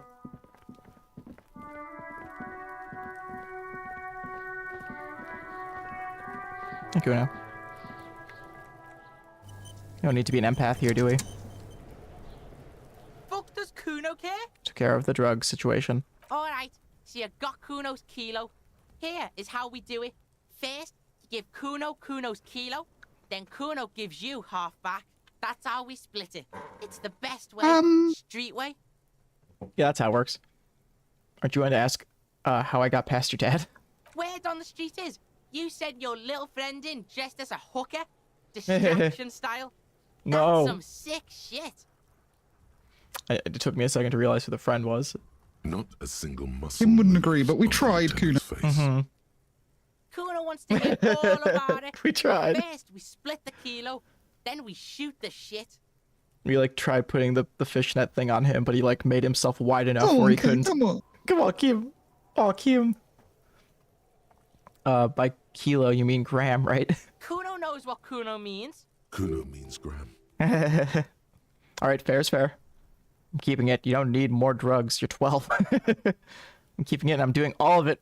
Doing it all myself. Now we gotta be chivalrous here. Give the kid drugs. That's heavy. He waves the minuscule bottle around, then slips it into his coat pocket. There you go. More than half in there. Wow. Kuno's fucking honorable like that. Aw. Out comes another, very similar, similar vial from the sock above his running shoe. Oh, great. There is no movement on the lieutenant's face as he stares intently at the trash container. Oh, he knows some trash. Now tell me, how the fuck are you still alive, pig?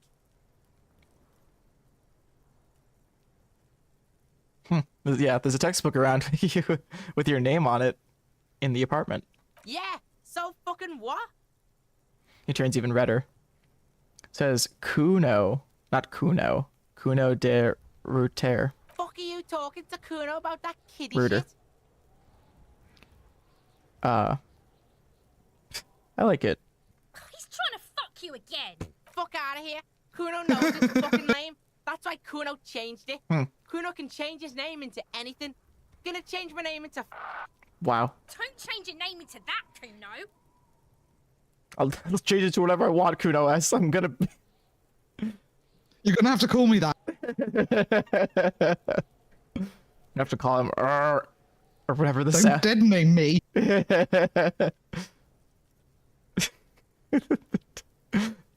Dead naming being the worst, the less worse alternative. Oddly, in this case, it's a very rare situation. You have tons of unpaid utility bills there. Fuck right there were.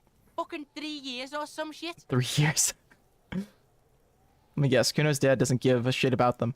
Yeah, that's right. Kuno's dad doesn't give a shit about that electricity and light shit. Just wants to pound on people and drink. That's no place to live in. You have to find somewhere else. That's right. It's a shithole. Kuno's gonna move underground. Leroy shit. Ancient shit. Kuno's gonna live in a fucking catacomb. Aw. Yeah, in a tomb, Kuno. The little one seems overjoyed at this prospect. Kuno, I met your dad. Yeah, you do some Sambo shit, sneak in. Is the hooker thing real?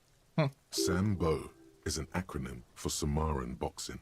Graceful martial arts stuff. Sambo style. I think is an implies excuse to stealth, say an actually racist thing, but Yeah. Just letting you know. That does. It's just letting. FYI, in case you care. It was like you said, Kim. No, Kuno, your dad's a half-dead alcoholic. He was sleeping under some clothes. I killed your dad, Kuno. Killed your dad. Killed your dad, Kuno. What is this shit? He's fucked up on roids to drink more. You can't kill him. Kuno's dad says he'll die by his own hand. Die suicide style. Oh, jeez. Okay, well, let's confirm that then. What? His eyes become large and round. His posture changes. The swaying rooster motion stops for a second. Then he gets it going again. Reorienting himself. Fuck right. Kuno's dad was sleeping like a bum. Kuno told ya. Kuno's dad doesn't give a shit about Rationalizing anything. it. Fucking breaking and entering shit. That's nothing to Kuno's dad. You got lucky, pig. Kuno knew this. Kuno's fucking violent fiend dad's been drinking hard lately. Kuno knew you have a way in. Narrow window. Kuno window. Kuno window, come on, kid, just stop. Whatever scary thing he might have been, now he is nothing. Yeah, I was wrong. He's hardcore, a real killer. Stop trying to give Kuno your pity shit. Kuno knows what that shit is. Kuno's dad's gonna be a fucking vegetable. Damn. Stroke shit, stomach fucked up and... He squints, a pained expression. Kuno's gonna go out like that too. Gonna be just like Kuno's violent dad. Fuck on speed, do crime shit, go out fast, Revachol West style. Poor 12-year-old. Stop saying all this sad shit, Kuno. Oh. The whisper comes smaller than usual.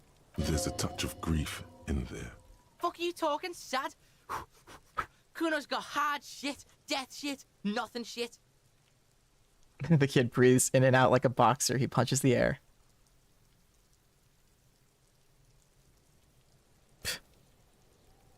You don't have to turn into that. Get your fucking nun ass out of here. I had a feeling you'd call us this. It dead. Yeah. You think because you brought Kuno 1 gram of speed, you're friends now? Kuno ain't turning into shit. Kuno is that shit. Kuno won! Oh, you won, Kuno! The relief is palpable, right? A little hat jumps up and down behind the fence. He did not win. There is a crack in there now, and it's spreading across the face of his certainty. Damn.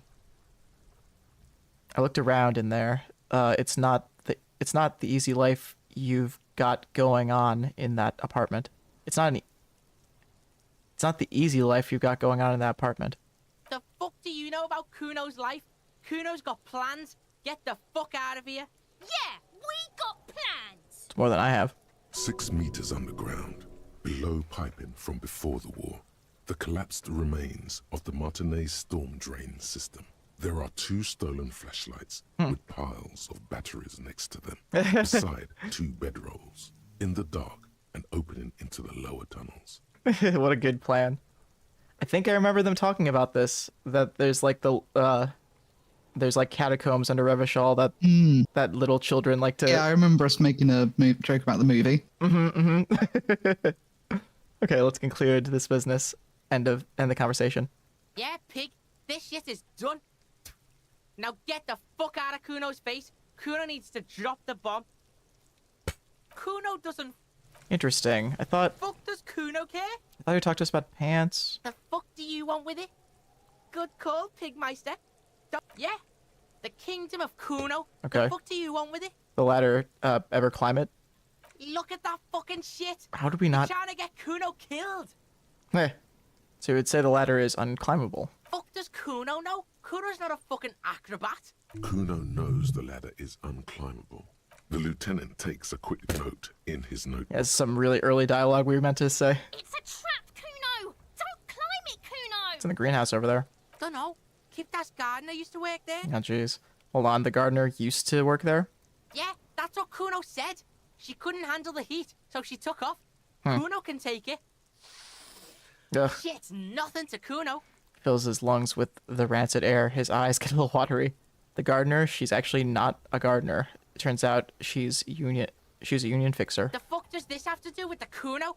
Kuno doesn't give a shit who she is. You were expecting relaying this information to him to be more rewarding, right? Telling him Did we? you found out she isn't a gardener. You know what you should do if you want to get rewarded? Drugs. Yep. Drugs are more rewarding than work. Or alcohol, if you don't want to do drugs. Alcohol This is just J1 as electrochemistry rewarding, stuff. But it isn't a drug. This is everyday This has electrochemistry. been What do you mean? going on for quite a while, hasn't it? You've been thinking about drugs and alcohol for a long time now. Juicy. Drugs, tasty alcohol. Seems kind of boring now, going back to... What was this about? Some yard? Yards aren't interesting. Only drugs are interesting. Drugs and alcohol. You feel sad now, but what can you do? Life has to go on. With a heavy sigh, you say... I might have questions later. For now, let's talk about something else. Yeah, whatever. Kuno doesn't give a shit. The fuck about it? You're testing... Get lost! Kuno... Damn, weird. Do you remember there being pants dialogue? I mean, I know there was at one point in, like, Maple's run that we were playing. I don't know. Okay, maybe I think I bought the pants already. Maybe I'm just like... I don't see the fallen pants. Weird. Let me Google. I think we might have messed something up. We like... something with Kuno. The pants could be maybe from the other guy, the poet. I know he's transporting fallen stuff too. Stuck in the rain in a traffic jam, man. What's on your mind? Oh. Relax. He's merely joking. Can't even get a few jokes past you, my man.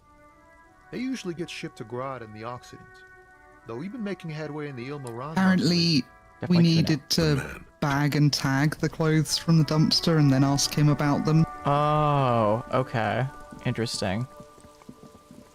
Yeah, maybe got lost somewhere in order. Might as well just double check in there. The trash containers. The smell of rotten food rises to greet you. You see soggy cartons, dirty rags, and organic waste. We have asked before, like, you know, how the clothes get in there, so I'm pretty sure we bagged and tagged them. Not much to see here. You see, no.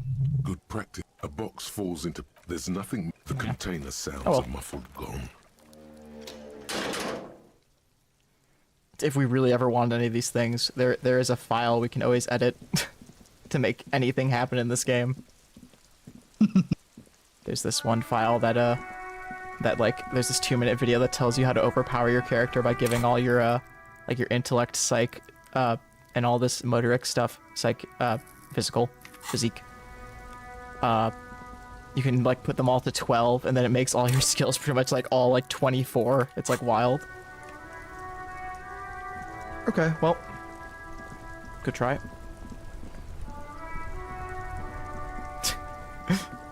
I'm completionisting wherever we can. Shine on the a good starter pair, officer. And when you're ready to upgrade, Shades come back and see me. of self-destruction. Those UVs. These are The these are Okay. The shades of self-destruction. +1 electrochemistry. Wreck-It Jack. -1 logic. Suicidal ideation. Oh no. These death-tinted shades come with an odd longing for self-destruction. They're ugly. You don't even need a mirror to know this. Describing them is futile. Better get a glass of wine. Put those on. Hell yeah. Look like Wint Drill.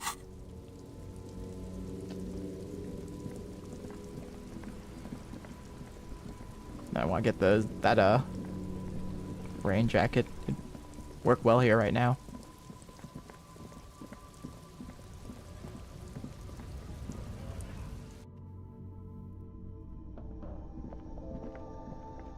You see several packaged raincoats fill a low shelf beneath a display. Here you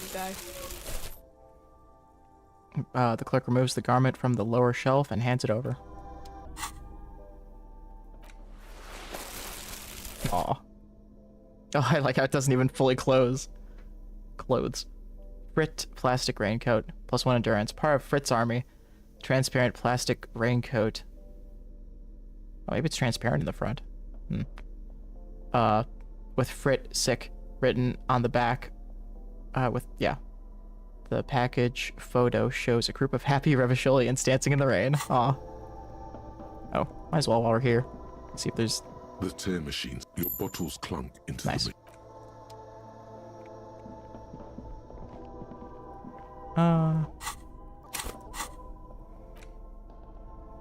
Commodore Red. Pilsner.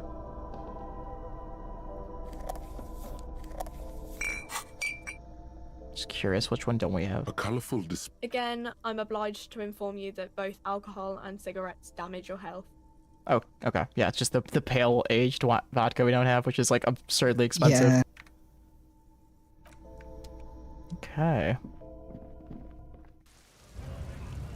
Aw, we're fitting in with the current weather. Dress up your Raphael. Aw. Back. Right.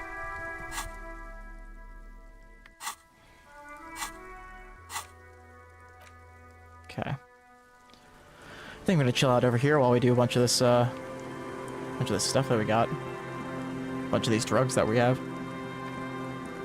Do drugs, read book. Have a good night. That's a good Thursday night right there. Buy a book. Just suggested that. Okay, wow. Where do we start? I think we're gonna start big actually. Let's start with Where Al. Yeah. The board game Where Al. I think we've earned it after all that. A high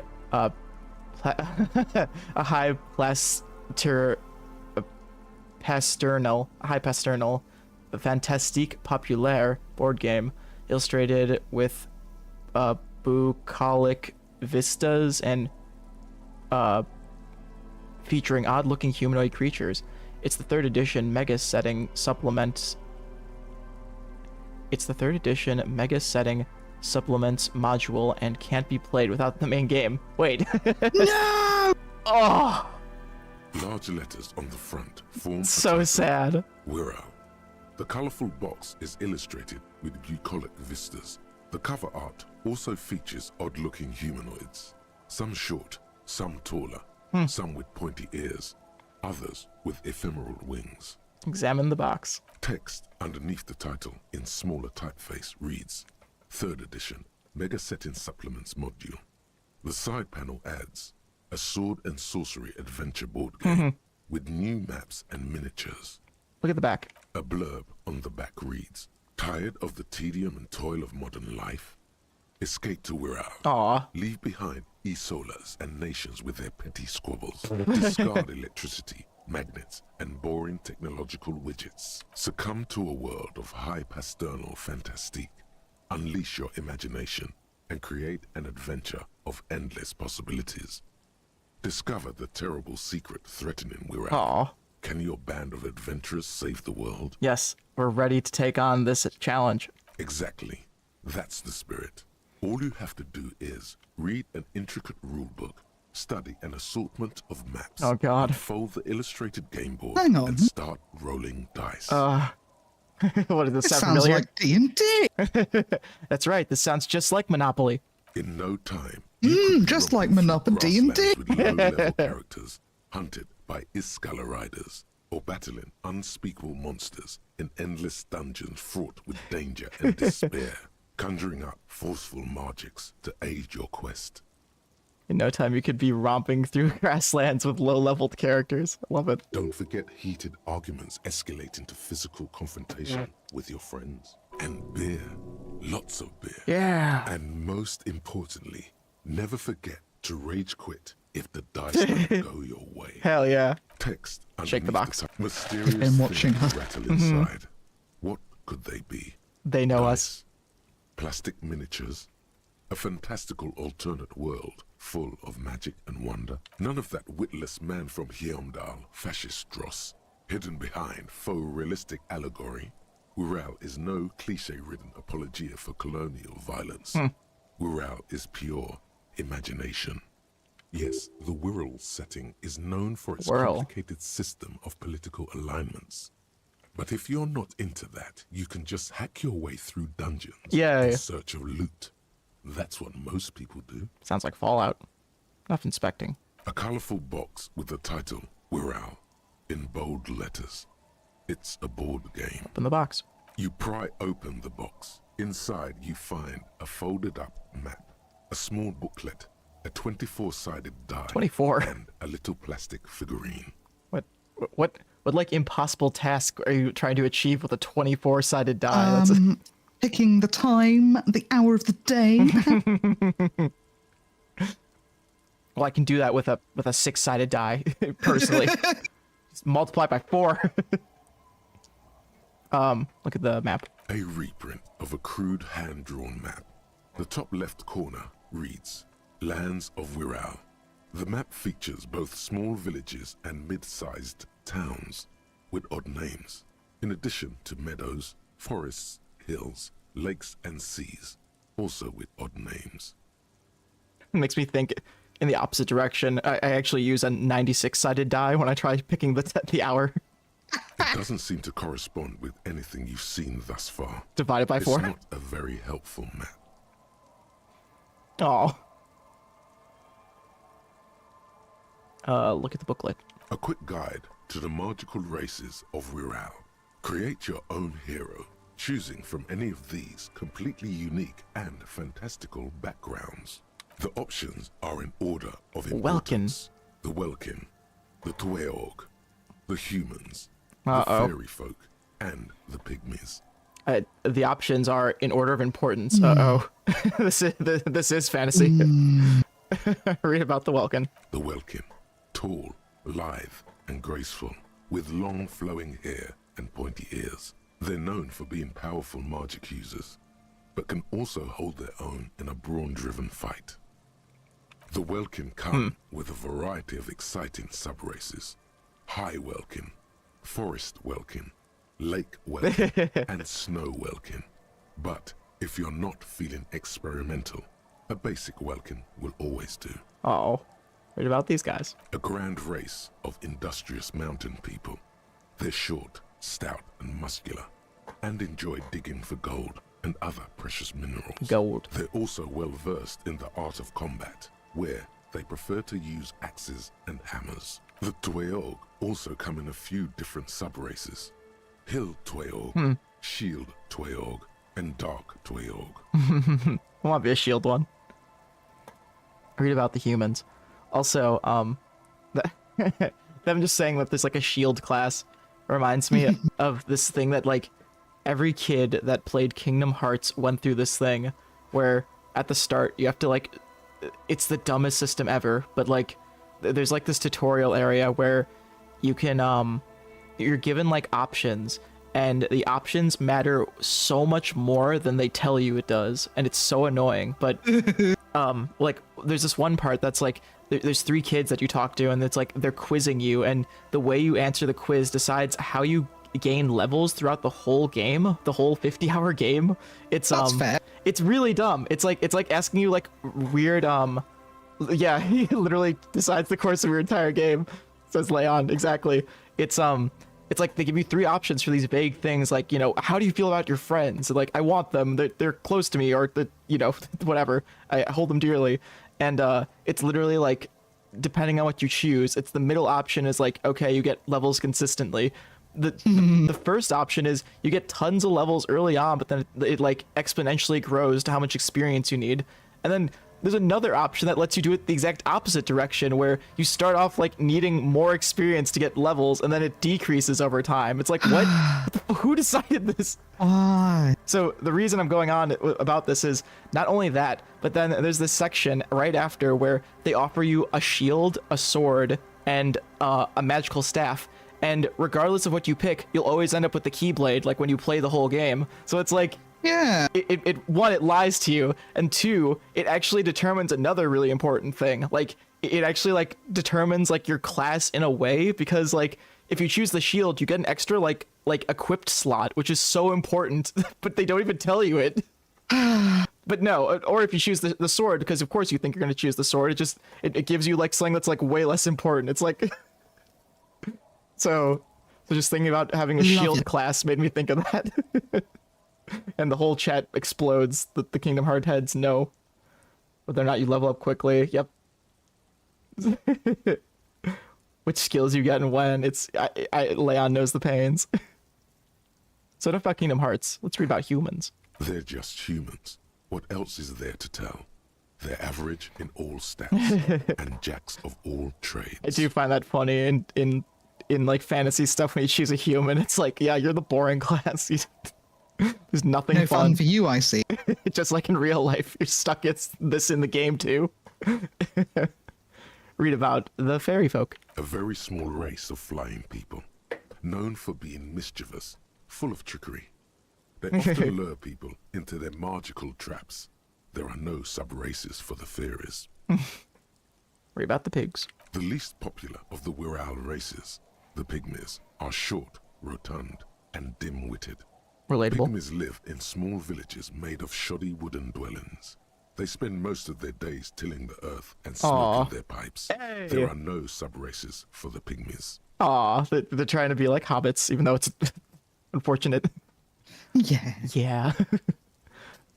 Look at the die. It's made from some sort of wood and has been decorated with peculiar plant motifs. Weed. Take the die. Oh, we can take it. You place the die into your pocket. Ooh. It's always good to have luck on your side. Oh, figurine. You see a man in ragged clothes wearing a lopsided hat and wielding some sort of a firearm. That's literally me. Huh, interesting. A communard. A what? A communard. One of the leftist revolutionaries in the anti-centennial revolution. Oh, what's so interesting about that?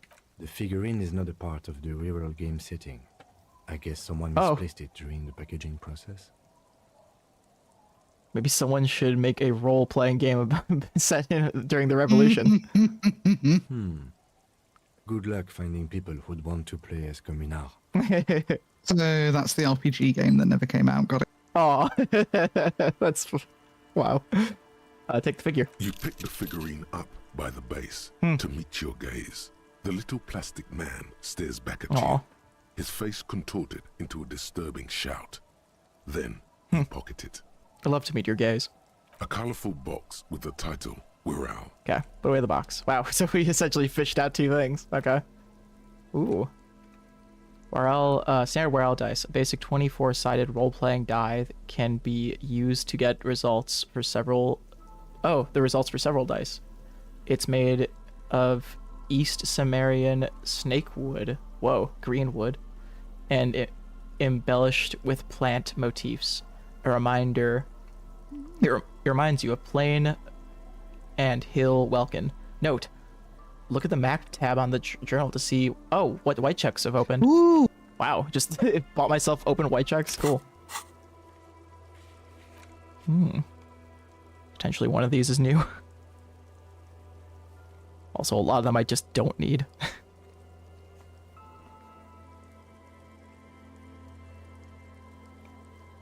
Oh, the barbell, right. I remember that. Then we got a little guy. Heh. Figurine set, revolutionary. What a nice little figure. What a beautiful wedding. A turn of the century leftist revolutionary in ragged clothes. On his head lies a lopsided hat, seemingly an Ashanka. In his hand, he carries a little musket. Okay.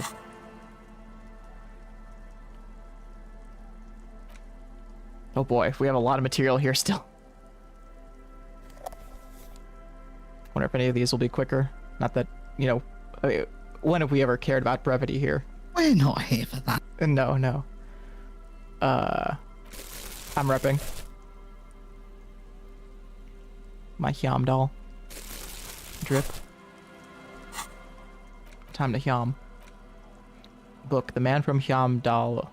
And, oh no, actually, let's do this one first. Book, Hyam Dalar Man, The Man from Hyam Dal. A classic. One, on the frontispiece? On the frontispiece? Frontispiece, I guess. Do you know that word? I don't. No, I imagine it's a book term.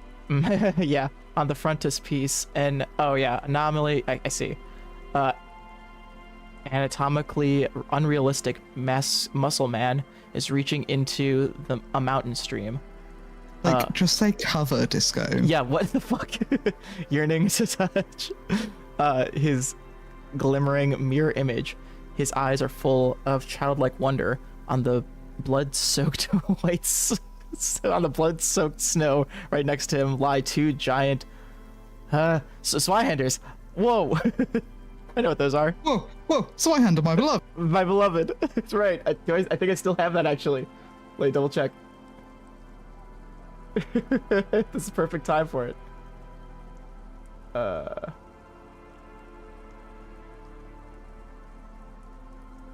It's been so long. Oh, here it is. There it is, folks. Swyhander for the Swyhander. Still there. That's from like early Raccoon Pizza Party streaming days. I think that was like early in the Fallout 3 series. The cover of this tattered paperback features the man from Hyam. Maybe I should read these in this text first. Bloody corpses. His 2 Swyhanders are crossed over his massive chest in a dramatic X. Their blades dripping with gore. Oh my god. I'm about to say maybe we should just listen to this before I... Hell yeah. Behind him rise the harsh, snow-capped peaks of his native Northlands. In bold red letters, the title, Hyam Dalar Man, the man from Hyam Dal, unfurls like a banner. In the foreground, a nearly nude woman lies spread in supplication, her privates strategically covered by her flowing black hair. Sounds like Mandy.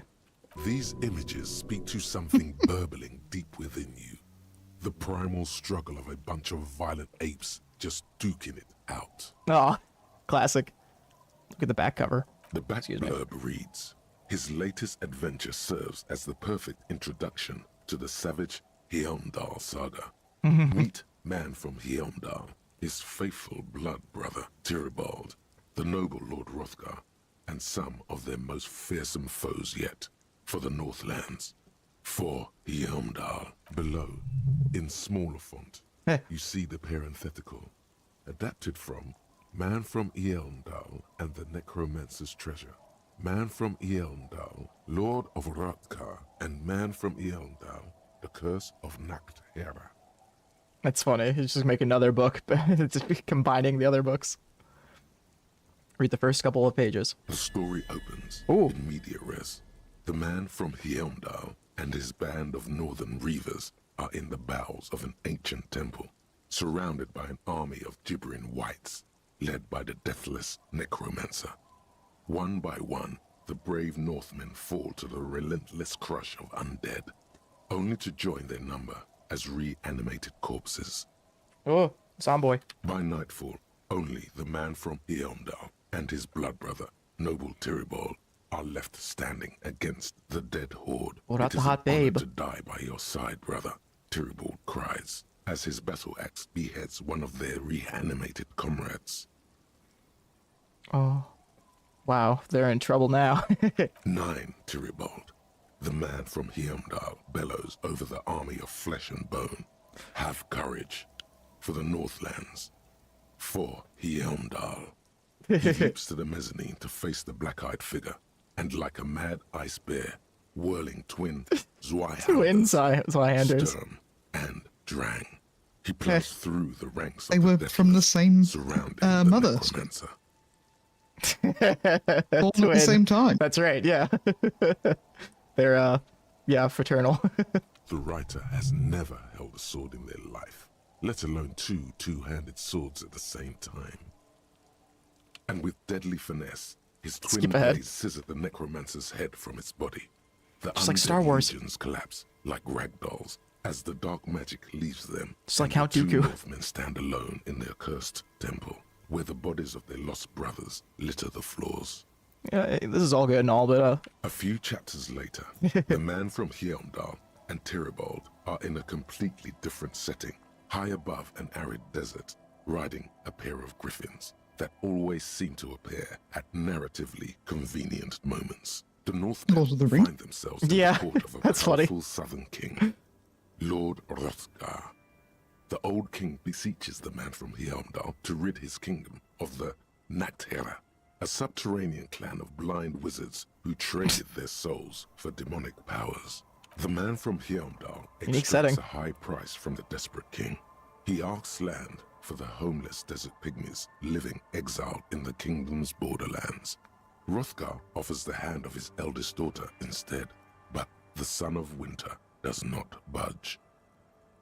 hold on. Why is the man from Heimdall doing any of this? What do you mean? Well, why is he doing all of this? Because the flame of justice. What's his burns bright motivation? within his chest. Because, above all, he's driven to bring honor to the name of his beloved Heimdall. Because his noble Cutlan blood lusts for glory and conquest. It cannot be denied. I can't wait for this character to encounter the Devil Woman. Is that all? What do you mean? Is that all? Is there anything else to his character? He is the man from Heimdall, forged in the fury of battle. Death was his sire. That's so funny. Is this blood his dam? It's like He describing had John but Wick. 14 winters when he left his frigid homelands in Cutla to seek glory and honor. That is his character. Never mind, just get to the good part. You skip past a section detailing an elaborate banquet with many toasts, as well as the long and perilous journey from Hrothgar's keep to the ancient forest of Yesdor, where our heroes infiltrate the Nacht-Hera's dire hall. In the center of the great hall stands a blood altar on which a pair of Nacht-Hera are disemboweling a shrieking peasant, an unholy rite that empowers the Nacht-Hera forbidden magic. As the vile ceremony ends, The sound of steel unsheathing draws the Nectare's attention to a pair of cloaked figures standing in the doorway. This is what you came for, isn't it? A climatic bloodletting where men are reduced to muscle and fury. Furry. Swiftly, the visitors toss off their cloaks and unsheathe glimmering northern steel. It's the man from Heimdall and his valiant blood brother, Tyribald. Whoa, I did not see that coming. In an instant, the Nathera summon a horde of gibbering orcanoids who rush our heroes. The hall fills with the clang of blades and the screams of the dying as the floor goes slick with steaming orcanoid viscera. When the din of battle settles, only the man from Heimdall and Tyribald remain standing. Of course. Exhausted and dripping with the entrails of their foes, the two Northmen confront the foul Nathera. The man from Heimdall's soda-like blue eyes fill with indescribable fury. Soda-like. For the Northlands, he cries, rushing headlong into a desperate melee. Just throwing in the accents. Got him up, Heimdall man. He probably is, but you can't be sure. I do like how this sometimes gives you experience. A cliffhanger and a footnote saying, to be continued in Heimdall man at the gates of tomorrow. Coming soon to your local bookstore. Oh my gosh. I've never really bought too many books in my time. A few of them though were the Scott Pilgrim series when I was like while they were releasing back in the day. So, you know, I was like really young at the time. I was like I was an appropriate age to find that interesting, you could say. That just reminds me, in the back of the books they would say like whatever, I think it was Oni Press or something, they would just like have the dates for upcoming releases, and I kind of missed that. It was cute because it was like, you know, coming out in 2008. Like, wow. Simple times. Considering the sheer amount of different Heimdallaman books out there, it's very unlikely you're ever gonna find the sequel. True. The man from Heimdall stares at you on the cover. I'm kind of curious to check one more thing on this book. You know the story by heart. You know the story by heart at this point. I can't even reread Nothing it. New or remarkable What? catches your eye. You know the story. It's so cool. It's too much. It's just too much. It is too much. I would have like gone through it really quickly to just get to the one dialogue I wanted, but still, damn. Nah, Raphael can't face that again. Nope. Damn. Hey, Thought Cabinet. Cleaning out the rooms. That's a neat looking one. What if you didn't lose your memory? What if something so windy in here came and stored it all away, for you to slowly open one box at a time, so you can choose which parts to keep? Keep almost none of it. Only the flowers on the windowsill. Only the distant sound of a radio. Lose all the actors, the dark shadows. Leave only the still lifes. The blissful distant wash of waves. If everybody knew, you never did. She'll be coming soon. That is all. Oh. I have a feeling this will give us white checks restored. Let's see. Oh, whoa. Wake up in a new life by the seaside. That's really nice. Holy shit. That's just free points. I'll take that. Yeah, damn. That's one of our best ones. And we were wanting rhetoric too. So. That's perfect. Very cool. Hey, look, more reading. Everyone's favorite. Devil Woman. The edges of the pages are worn and smudged. A lot of people have read about the Devil Woman's altercations with the Heimdall man. Look at the back cover. The jacket copy proclaims, man from Heimdall returns in his most exciting adventure yet. After crashing into a strange jungle, cannibalistic natives abduct his only surviving comrade, noble Tyribald. No! Before man from Heimdall can mount a rescue, Before he can mount, you say? he is ambushed by a tribe of female warriors and taken to the ancient citadel of Cloud City. Oh god, is it death where by a Snoo Snoo? mysterious and wicked queen rules supreme. Will man from Heimdall be able to escape his dire situation and find his missing friend? Time to flip through the book. You open the book to a random page. Get ready, everyone. Man from Heimdall, wielding his two Zweihanders, is carving through a sea of savages. his visage fixed in grim determination. His arms, whirling like windmills, are soaked with the blood of his enemies. Mangled corpses litter the battlefield. Good God, this is some retrograde stuff. When was this shit written? You flip to the copyright page. Uh-oh. This book was written in 38. Oh shit, gritty and heroic. Berserker rage burns in his azure-hued eyes as he brings glory and honor to his long-lost Heimdalla tribe. From the village of Heimdall, the ivory giant roars like an ice bear, and the winds of Gatla howl out his name. Give me more. Man from Heimdall rides on a gilded griffin, his golden mane billowing in the breeze. The griffins or his? Zweihanders sheathed on his back. He is off to war. Will he conquer his enemies? Will he conquer himself? Whoa. I want to own myself. Onward. The steel muscles of man from Heimdall gleam in the humid jungle air. Yet the man does not sweat. In meditation, wasn't this supposed to be about a devil woman?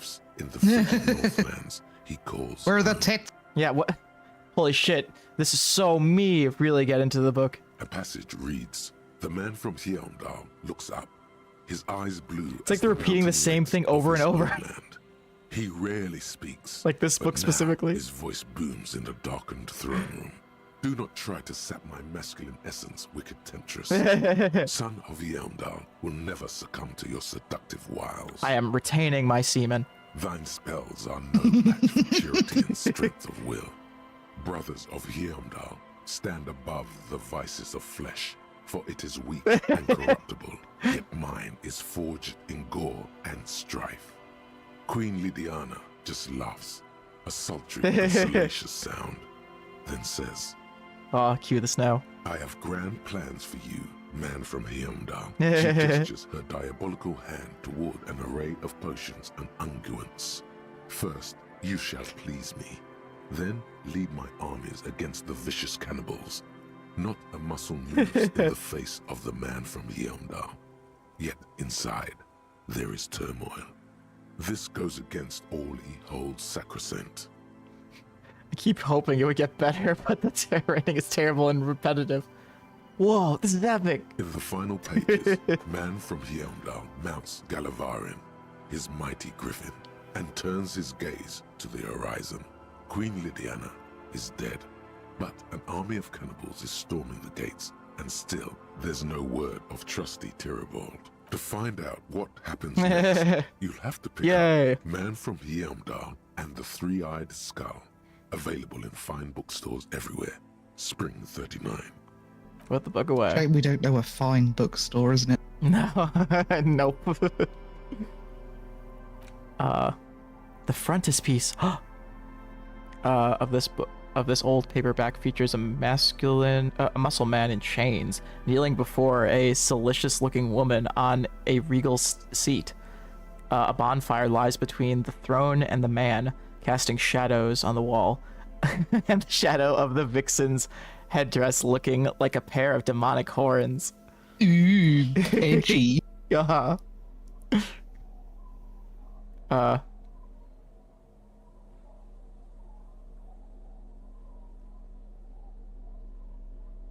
Kind of an art how unfulfilling the writing of those are. It's true. It keeps it's so repetitive and saying nothing. Okay, we'll definitely wear the hat when we're reading the Dick Mullen book. Suzerainty. A civilization building board game where you get to choose a nation and set off to colonize and exploit other cultures. It's just like the British.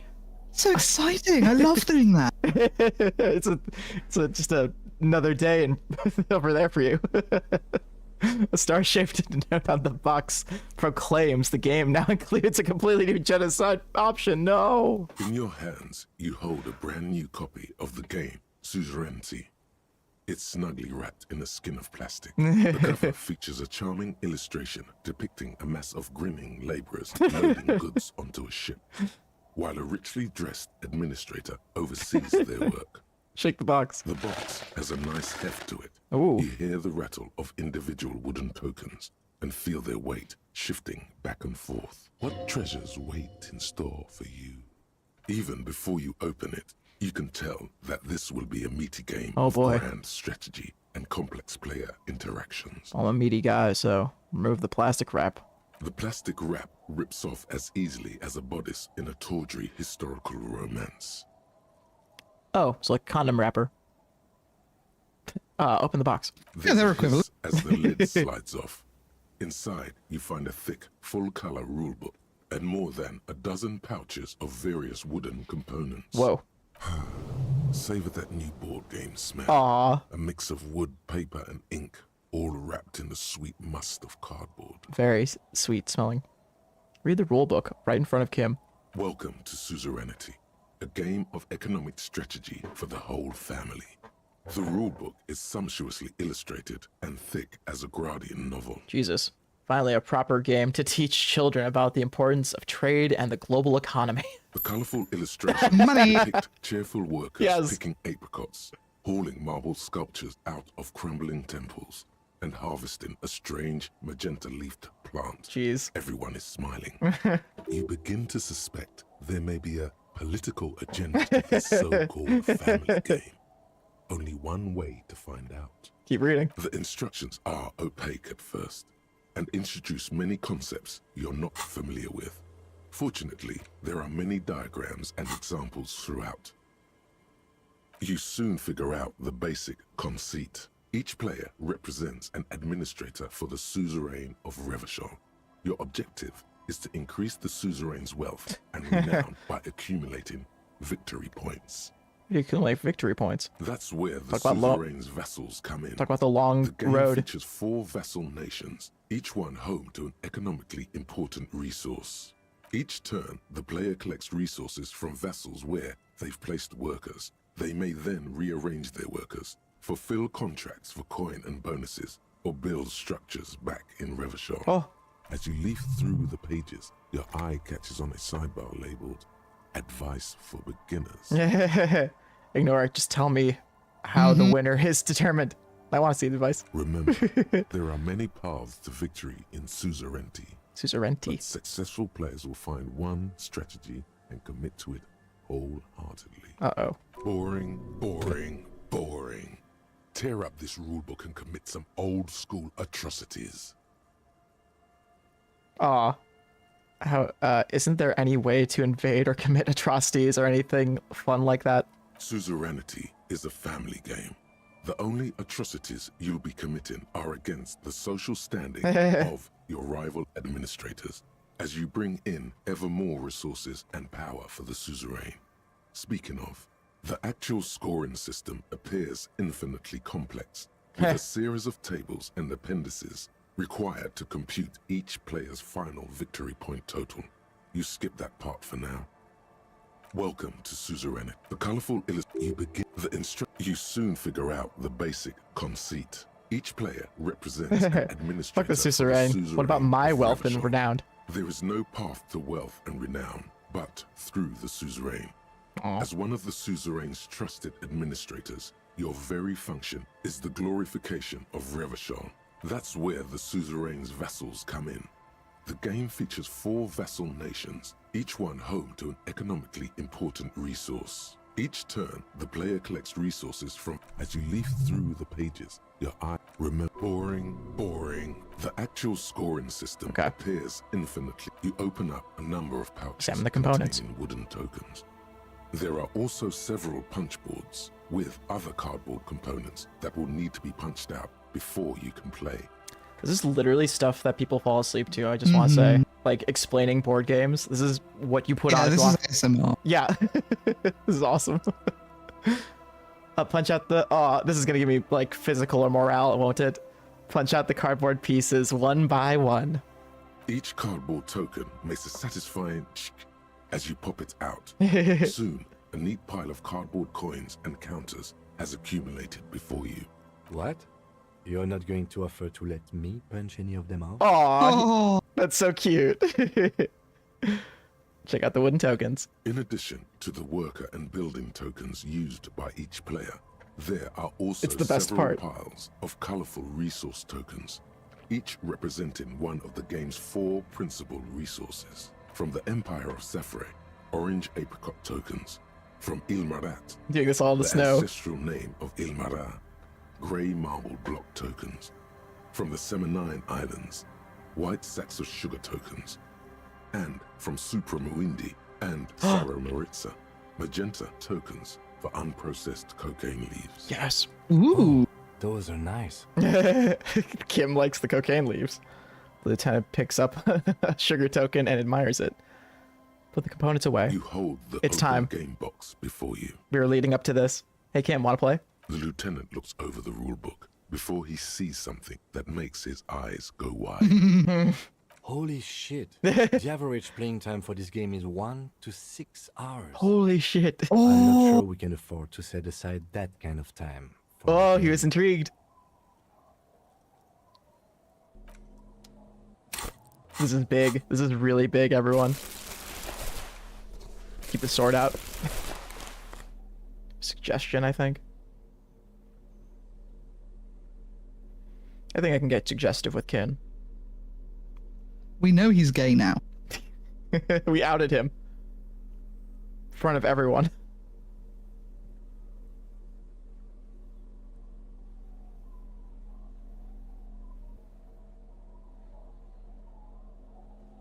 Minus suggestion, great. I think this is one of the ones that maybe my clipboard helps with. Oh god, this one, the naval coat.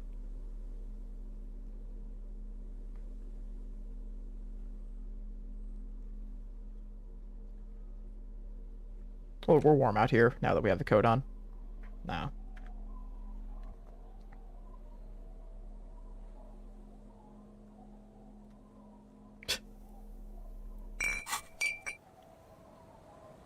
Are you telling me none of my effects are still on? It's only been an hour. You telling me I took drugs just to read a book?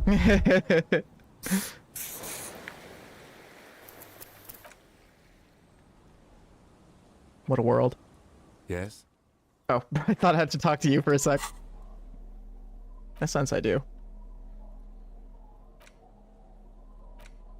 The suzerainty box is heavy. Hell yeah. And slightly awkward in your hands. You give Convince it a Kim light to play shake with you. And feel the pieces. What is detective work if not an elaborate game? Aw. You need logical inference, attention to detail, the ability to analyze your opponent's motives. Hell yeah. Come on, it might help us think of more creative solutions to the case. I do feel like my thinking has become somewhat rigid. Maybe a little diversion to keep the mind limber is just what's in Aw, good job. See? He's doing the hard work himself. All you needed was a little nudge. All right, you've convinced me. How do we play? I read the rules already. I'll show you the fingering. You explain the basic setup procedures to the lieutenant, who seems to be a quick study. You each take your bag of tokens and counters and unfold the board between you. Again, all of this in the snow. In the center is the crown of Revachon. Radiating outward are her colorful vessels, each one supplying some raw material desired by the suzerain.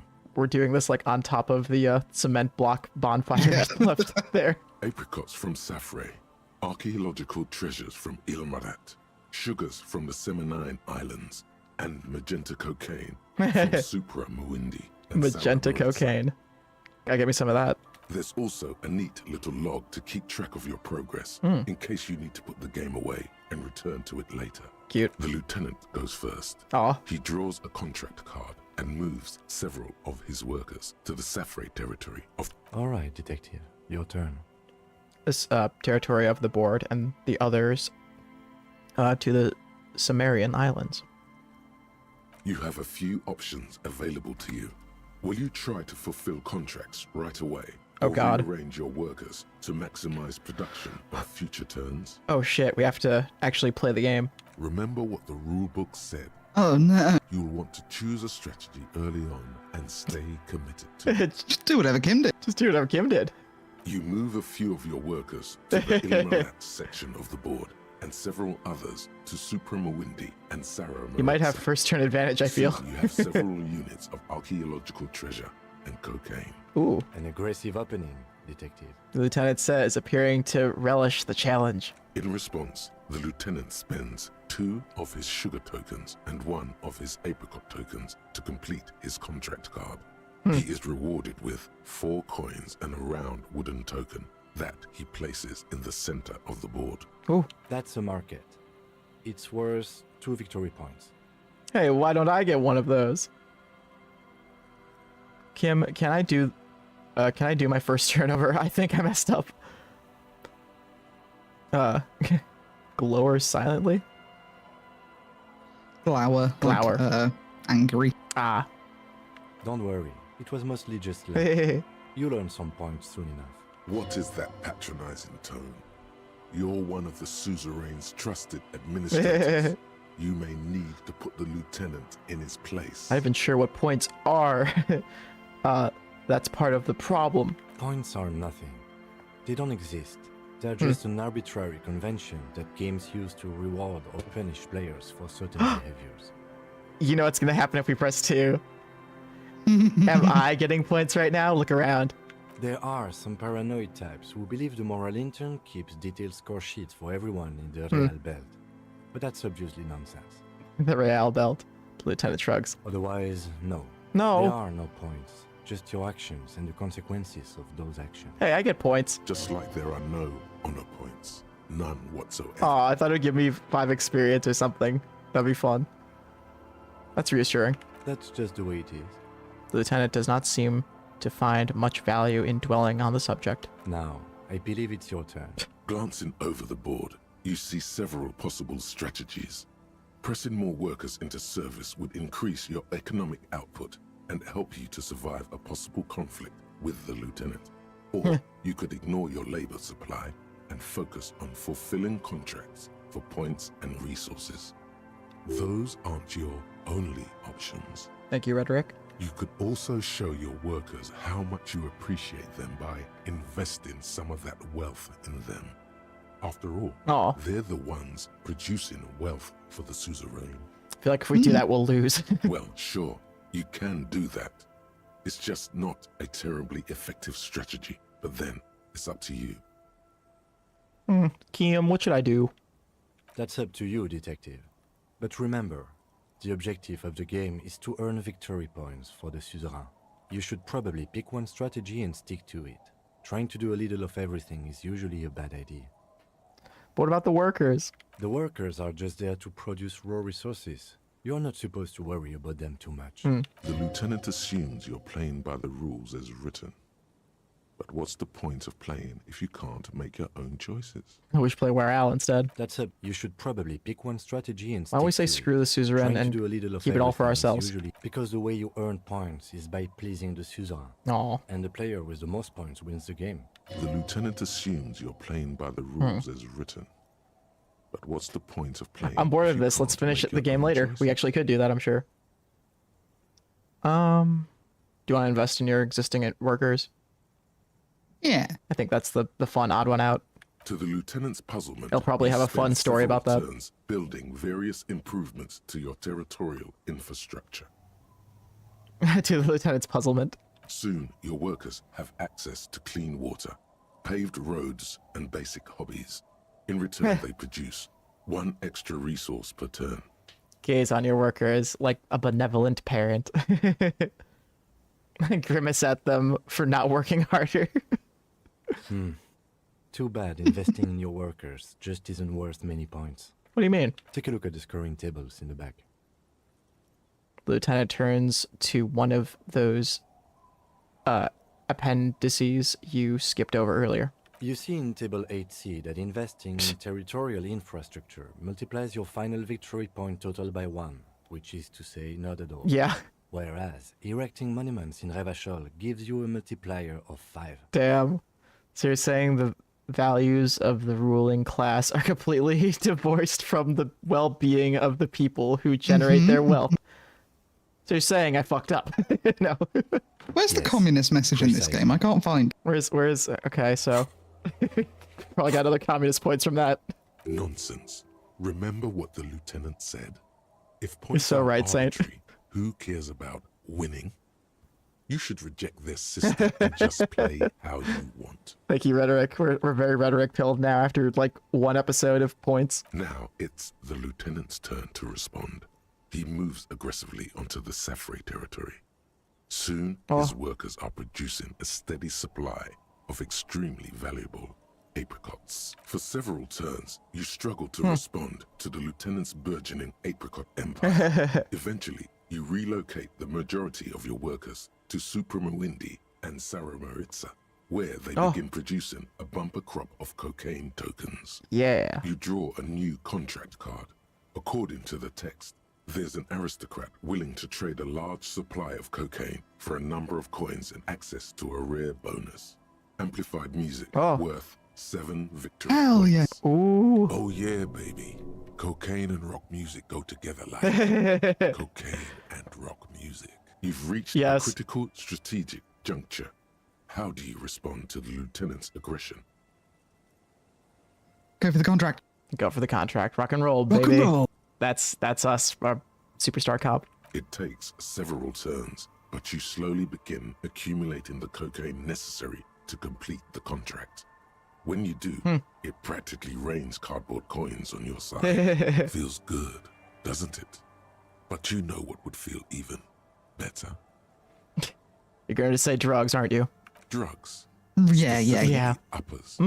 You should find some the first chance you get. When haven't I used them the first chance I get? While you daydream about speed, the lieutenant has built himself a formidable economic engine of his own.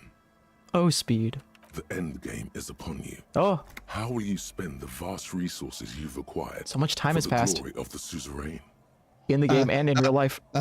Flipping through the menu, Build you a- find build the a most expensive monument, right? structure Yep, in the has game. to. Yep. The Revacholian victory column, worth 12 victory points. Ooh. If you can successfully build it, victory would be all but assured. Oh. Alternatively, you could try launching a trade war to crush the lieutenant's economy, or you could blow all that money on a public education system for your worker tokens. No, thank you. The choice is yours. Yeah, we're going for victory column. The almighty Revachol.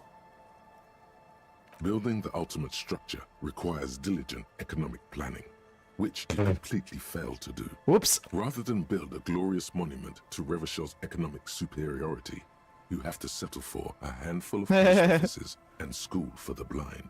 A risky gambit, detective. Sorry it didn't pay off. Because I should have gone for more consistent strategies, yeah. That might have helped, yes. Now, let's tally up the scores, shall we? Computing the final scores We let you is win, Kim. almost It's all a right. game unto itself. You We'll each admit it. spend an inordinate amount of time making stacks of coins, consulting tables, and struggling with basic addition and multiplication. After double, then triple checking your maths, you have your final score. 15 victory points. The suzerain will not be impressed. Aw. I've got 26 points. Holy shit. The lieutenant looks up from his tabulations.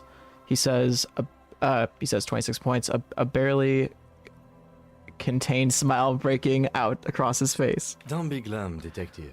There's always next time. Figuratively, I mean. There's no way we have time to play this game again. Aw. Now, let's clean up and get back to work. You hold the Well, open that was game fun. box before you. Okay. I'm tempted. Should we get this out of the way on the stream and then? Let's get piggy with it. Oh, you want to just go to the pig? Do you think? Okay. Yeah. Okay, that sounds good. We'll save Dick Mullen for if we need to pass time later. Actually, I do want to read the cover though, at least. Book Dick Mullen and the Mistaken Identity.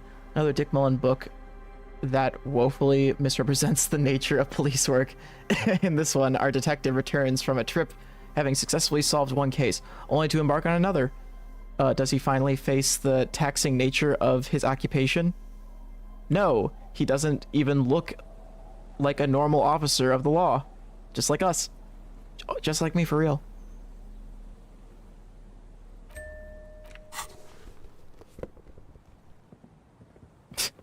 The worn and beaten wooden planks Looks of warm. the bench do not look overly comforting. We can sit on benches after we've solved the murder. What? Oh, that's because Kim's here. Guess we just got to read this book and then we'll do Piggy next time. Yeah, looks like it. Yeah, we'll have to just accelerate time, like, reading books actually, though, it looks like. When we get back, we'll just have to, like, flip through a couple. Okay. In your hand, you hold... Wait, hold on. Hat stays on during.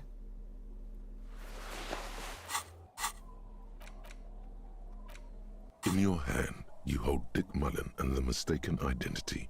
The brittle paperback feels fragile to the touch.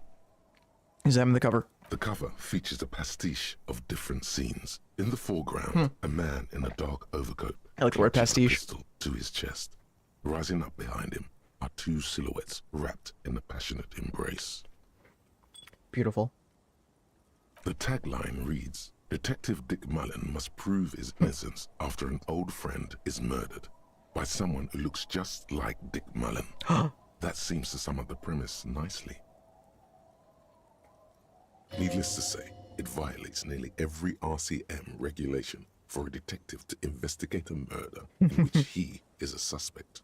What? Are you really reading that, detective?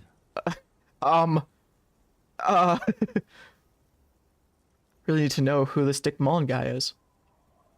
I'm looking for advice on being a real detective. I like that option. Well, you won't find it in there. Those books are much more about ravishing dames and gunplay than real police work.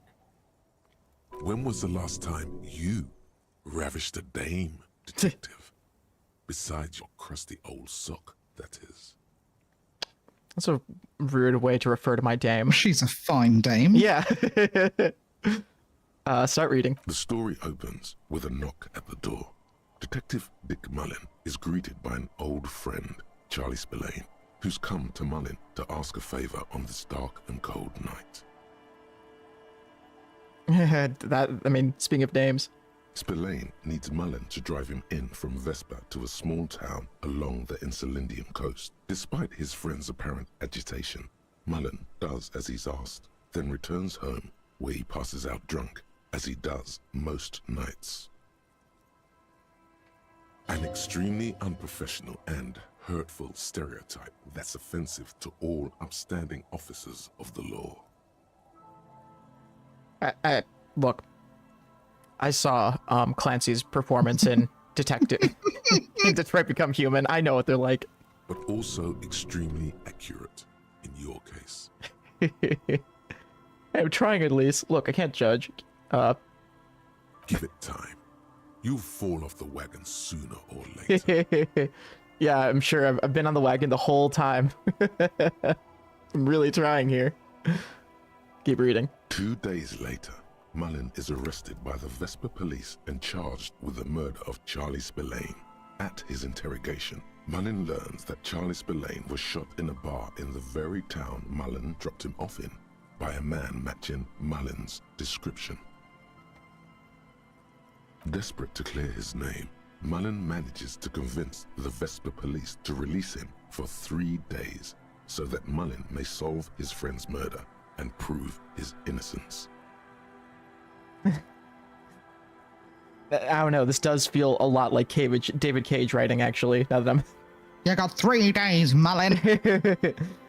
I want the origami killer on my desk by Monday. The cops release their prime suspect, murder suspect, so he can find the real killer. Are you shitting me? What's the matter, detective? Kim knew. The lieutenant turns to you with a start.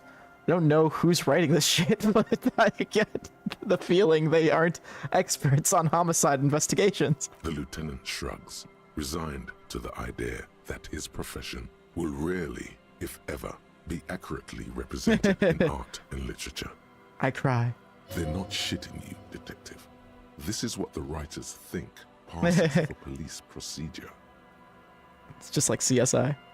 Okay, so Mullen didn't do it. Of course, Keep reading. Mullen didn't do it. That's the whole premise of the book. Anyway, Mullen returns to the seaside bar where Spillane was murdered and meets a beautiful, mysterious woman named Diana Deneva. Nice name. And not just any dame. She's truly one in a million. A knockout whose mind is as dangerous as her curves. But she's got a secret. Ooh. Who? Man, who doesn't? Sounds like my kind of woman. She's any man's kind of woman, according to this book. Are you sure about that? Something about her gives you a bad feeling. What kind of secret is she hiding? You couldn't handle a woman like that. Look at yourself. You can't even handle your... Failed the godly composure. Stop. Don't say it. Don't say what? Nothing. Forget it. Don't speak. Don't speak. Now I'm getting interested. Now it's getting interesting. Keep reading. Deneuve reveals there's a dame. She was Spillane's lover, and that he was mixed up with a local amphetamine smuggling operation. As soon as Mullin begins so are we. at strings, the whole conspiracy begins to unravel. Not only is the local police captain in on the amphetamine ring, so is the son of a powerful politician and a strung-out art collector named Torvald, each of whom has his own reasons for wanting Spillane dead. Tell me about the corrupt police captain. We know. We have one of those, I would say. He's not that corrupt. Yeah. Maybe he's a little corrupt. Outwardly, in like a being a dickhead kind of way. Oh, well, without a doubt. A crypto-fascist, a barrel-chested man who's beaten his share of suspects to pulp. But he's also dirty and increasingly paranoid that someone's going to expose his role in the drug ring. Paranoid he's going to expose his... He would certainly have the motive and the means, but the captain walks with a noticeable limp from an old war injury. Is it possible that he was able to conceal it long enough to commit the murder? Or is it possible he has a third leg? I want to hear about the politician's son. A typical privileged twat. In all likelihood, he's just in over his head. He does bear a personal grudge against Spillane, though, a former prosecutor who nearly brought down his father's administration. The kid doesn't exactly have Dick Mullen's manly build, but he is the correct height, and while interrogating him at his home, Mullen did notice a certain overcoat that looks suspiciously like his own. What was that about an art collector? Torvald, the art collector, is a strung-out mess. Frankly, it's hard to imagine him holding a pistol steady enough to actually hit someone, let alone plug them 3 times in the chest the way Spillane got did. Pow, pow, pow. That said, Torvald and Spillane have a long history, and while interrogating him, Mullen discovers that Torvald was once involved with Diana Deneuve. Could it be that this is all over a sordid love triangle? Okay, let's get on with the story. Hey, remember, we're here. One evening, Diana Deneuve comes to Mullen's hostel room in tears. The two of them drink half a bottle of vodka, and soon they're seeking comfort in each other's arms. Arms. Yes. Oh. Comfort and pleasure. Ooh. The warmth of another human sexy sex. The burning taste slutty of tree trunks. full, sweet lips. Well, that wait a second. Won't be admissible any longer. Does Shelby the worm, if I no, it was Nepter. That was that detective episode. He doesn't go to tree trunks in that, does he? I don't think so. I think so. Okay.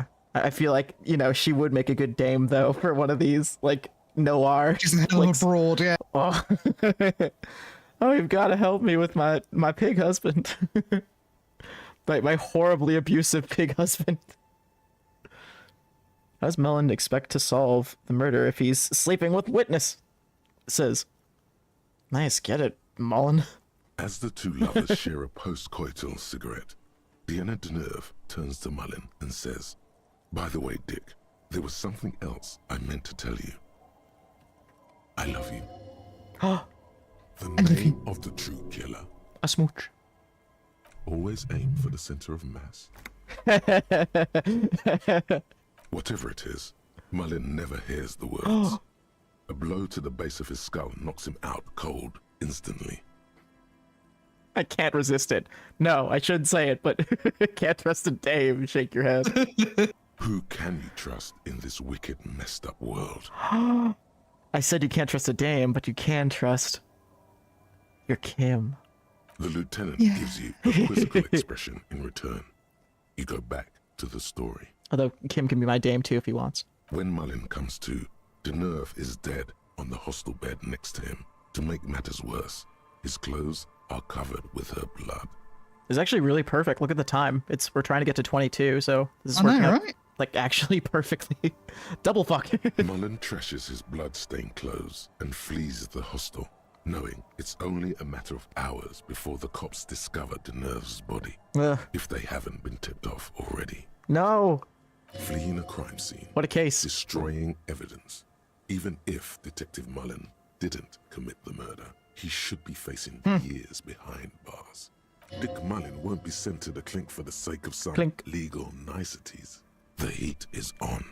If Dick Mullen can't solve both murders before the cops catch up to him, he's going away for life. Is this gonna be like a cliffhanger? Come on, what is this shit? Can you solve the case before the cops close in? Wait, I've got some questions first. What is it, Detective? Why does everyone close to Dick Mullen wind up dead? It's a dangerous line of work, but somebody has to do it. That's why Dick Mullen never lets anyone get too close. Aww. What's the matter? Afraid you've been hacking up your friends' bodies in the night? Me blacking out, imagining I'm the origami killer. You are the murderer after all. It just keeps happening. Why did Dick Mullen become a detective in the first place? There was never a time when he wasn't a detective. He was born a detective. Was I not born to be a detective? Is this nature versus nurture? For a moment, you cease to read the story on the page and see the book for what it is. A collection of brittle, cheaply printed pages held together by glue made from the hooves of horses. It's like the Black Mirror version of a book. It's when you look at your screen and you feel... From nowhere, you hear the screech of sneakers on a waxed floor, and you feel the burn of rope against your hands. Are these figments of some other life? Is this you in training to be part of the militia? You won't find the answers you're looking for here, in other words. Why bother solving crimes when the world is so evil? Is it really so evil, Detective? Okay, maybe not. There are parts worth saving. Like what? The pleasure of contemplating art. The taste of a good ciggy. The smooth taste of some ultra high-proof booze. Drugs. You know it's all about the drugs. There are worse things in the world than the pursuit of chemical pleasures. But there are better things, too. Aww. What's a book know about real pleasure? What's better than feeling your mesolimbic pathway flood your mind crevices with pure dopamine? Please just fill my mind palace. Why are you even still reading this garbage? Baby, get some of that sweet speed or spooky parole. It's the good stuff. I want to do the spooky drug. I don't have any more questions. I figured it all out. So, who did it, Detective? Who killed Charlie Spillane and Deanna Deneuve? It was love that did them in, capo. The dirty police captain, the junkie art collector, the politician Twatson. Dick Mullen? You know what? I don't even care. I'll close the book after all that.